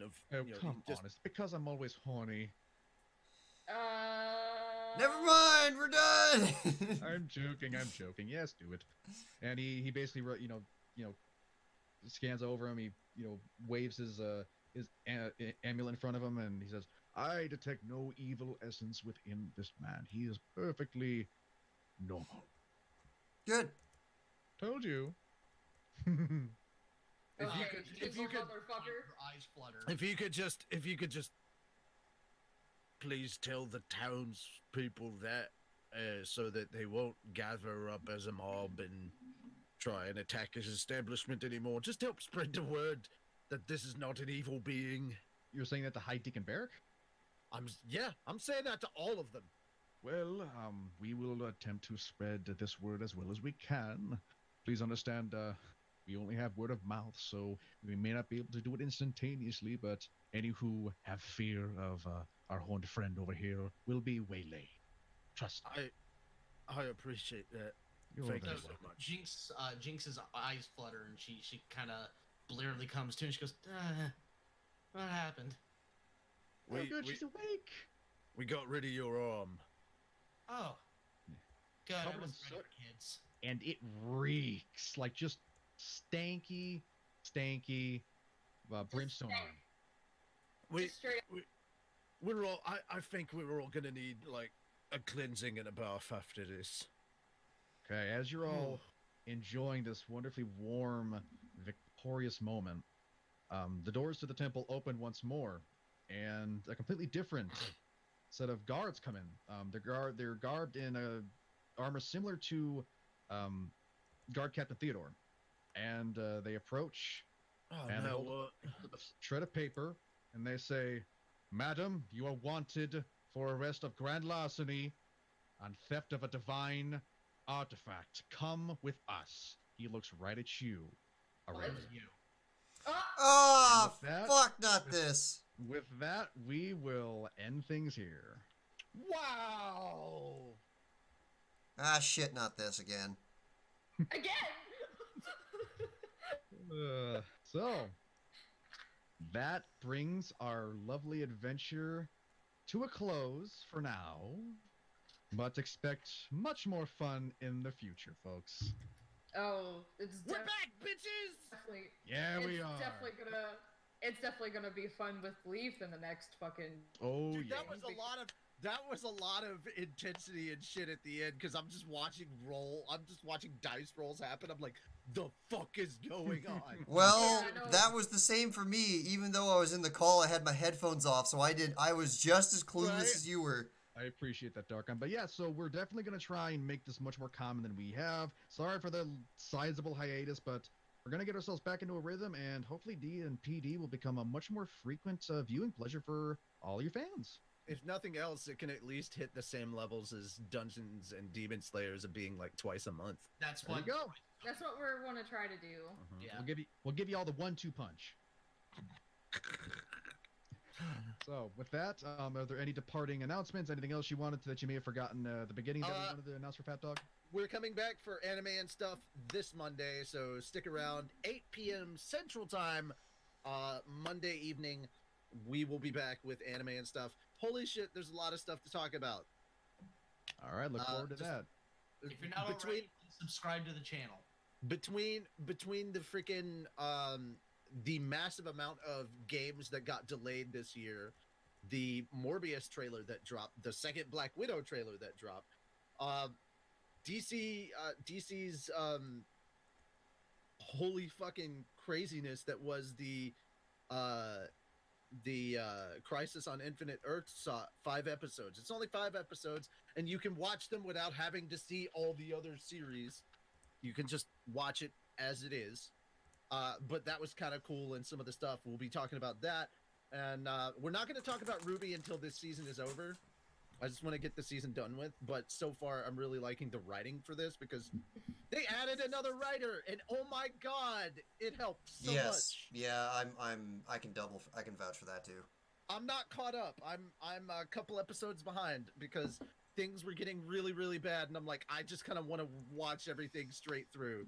Imagine that So- people are being Yep. regular people and doing normal people things. Okay, People, well, I mean, yeah. So let's look wrap forward this to up and that. close. Look forward to that. Slime episode 3 will be coming out at least in a week and a half, hopefully. Mm-hmm. And we're already working on Slime episode 4. That's the other thing that I was doing. I was getting the audition thing ready for new characters for Slime episode 4. Look forward to that next month. Hold up. Please clarify on that. This is not public auditions. This is not a public audition, no. Yeah. Um, we don't need people misconstruing that as we're looking for new blood because And, our old blood even has trouble getting roles. We've got too many fucking people. Well, yes, there's also that. We'll make a public announcement on its own when we do an open audition. Yep. We will do that. Keep an eye on the Vlaire channel. We're going to be uploading another Why is kind the of music update video. Sorry, that was me. Another update. This isn't the Oscars. You don't get to play me off. We're uploading another video to Vlaire soon. That is kind of an update video about what's coming out this month and next month. So keep an eye up on the Vlaire channel. Look forward to that. And that's everything for now. There's more stuff that we got to talk about, but before we can do that, we've got some stuff to work out before those announcements. All right. Join our Discord if you haven't. That's about it. Yeah. Well, in that case, till you I was- next time, folks. I was gonna say something of you Sure. know, now that I have my new computer, which is thanks to Angel and Rick and everyone that helped Yay. donate and stuff like that. Now that I have my new computer, I will try to start streaming soon. I have to try to figure out how to cancel awful echo that's in here so you don't have to suffer during that. And I also talk about I just want to shout out to you know the hold on a second, the slap hat. I just want to shout that channel out because they just released they tried to release their episode 10 of 7 Deadly Slap. And it's a really fucking good episode. They posted it on Blair, but like I just want to shout them out for, you know, if you guys love Cody, then you should go check out their stuff as well. Because If you like they're- Cody, you're gonna love episode 3. well, I'm just saying, if like that's his own little thing, and you know, it's this was kind of just a devastating thing where they got hit for bullshit, and YouTube just being garbage, so they had to upload YouTube their being episode. YouTube. Yeah, episode on Blair. So like, you know, go look them. You know, give them as much love as you would give to us, and check out their episode 10 on Blair. I will post a thing of their Blair on the server if you're part of the server. Oh, and if you haven't seen it, we released the Log Horizon Bridge Christmas special, aka Goblin Slayer Bridge one shot on our Vlair channel. Make sure to go check that out. Yep. And All right. additionally, once the channel's back, which if all goes well, it should be back by the end of this month. You guys, we haven't really confirmed it publicly yet, but you can look forward to a new episode of One Piece Alabasta Abridged that will be happening. Yay! Have we decided if that's going up on YouTube? Yeah, I think with YouTube no longer interfering with our. I'm not putting slime on YouTube. No, that's fine. That's your problem. I do not trust YouTube. No, it's fine. With YouTube no longer blocking us on our counterclaims. No, I don't think that's gonna happen. But yeah, I think no, this is because one they- instance, and I think they're gonna continue blocking because Well, I we'll don't see, trust we'll see. YouTube. It's one of those things where it's, you know, with Screenwave finally earning their paycheck and fighting them on this for us. So- Okay, without going into that and getting too salty. No. Thank you, Screenwave. Thank you for letting the channel come back at all. That's what you should be saying. Yes. You're the Alright, man. So, well, the channel's not back yet, but fingers crossed. Hey, Oh yeah, no! started- At this point, if it comes back again, that's the claimant. This is no longer YouTube's and Screenwave's thing. That'll be just a person saying, "Yes, I am willing to go to court to you over this," and then, well, then they're just an asshole. Yep. Okay. But with that said, thanks for joining us tonight, guys. It was this was one hell of a session. This was not what I was expecting going in tonight, to be honest with you. Same.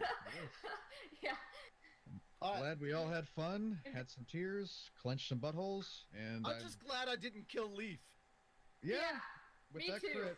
Poor But, poor Doger. Whenever he does things, it's like, I can't kill you guys. Whenever we do one of your campaigns, at least 3 of us are about to die every time. You found the Oh, balance, man. man. I haven't You know, even gotten into the the best end. part is Uncle missed all this. He's gonna come back like, the fuck did I miss? Well, hopefully we can see Carson in the next stream. But in that end, if there's nothing more, Nothing more. Nope. Good fight. Good night. all right. Bye bye. Bye.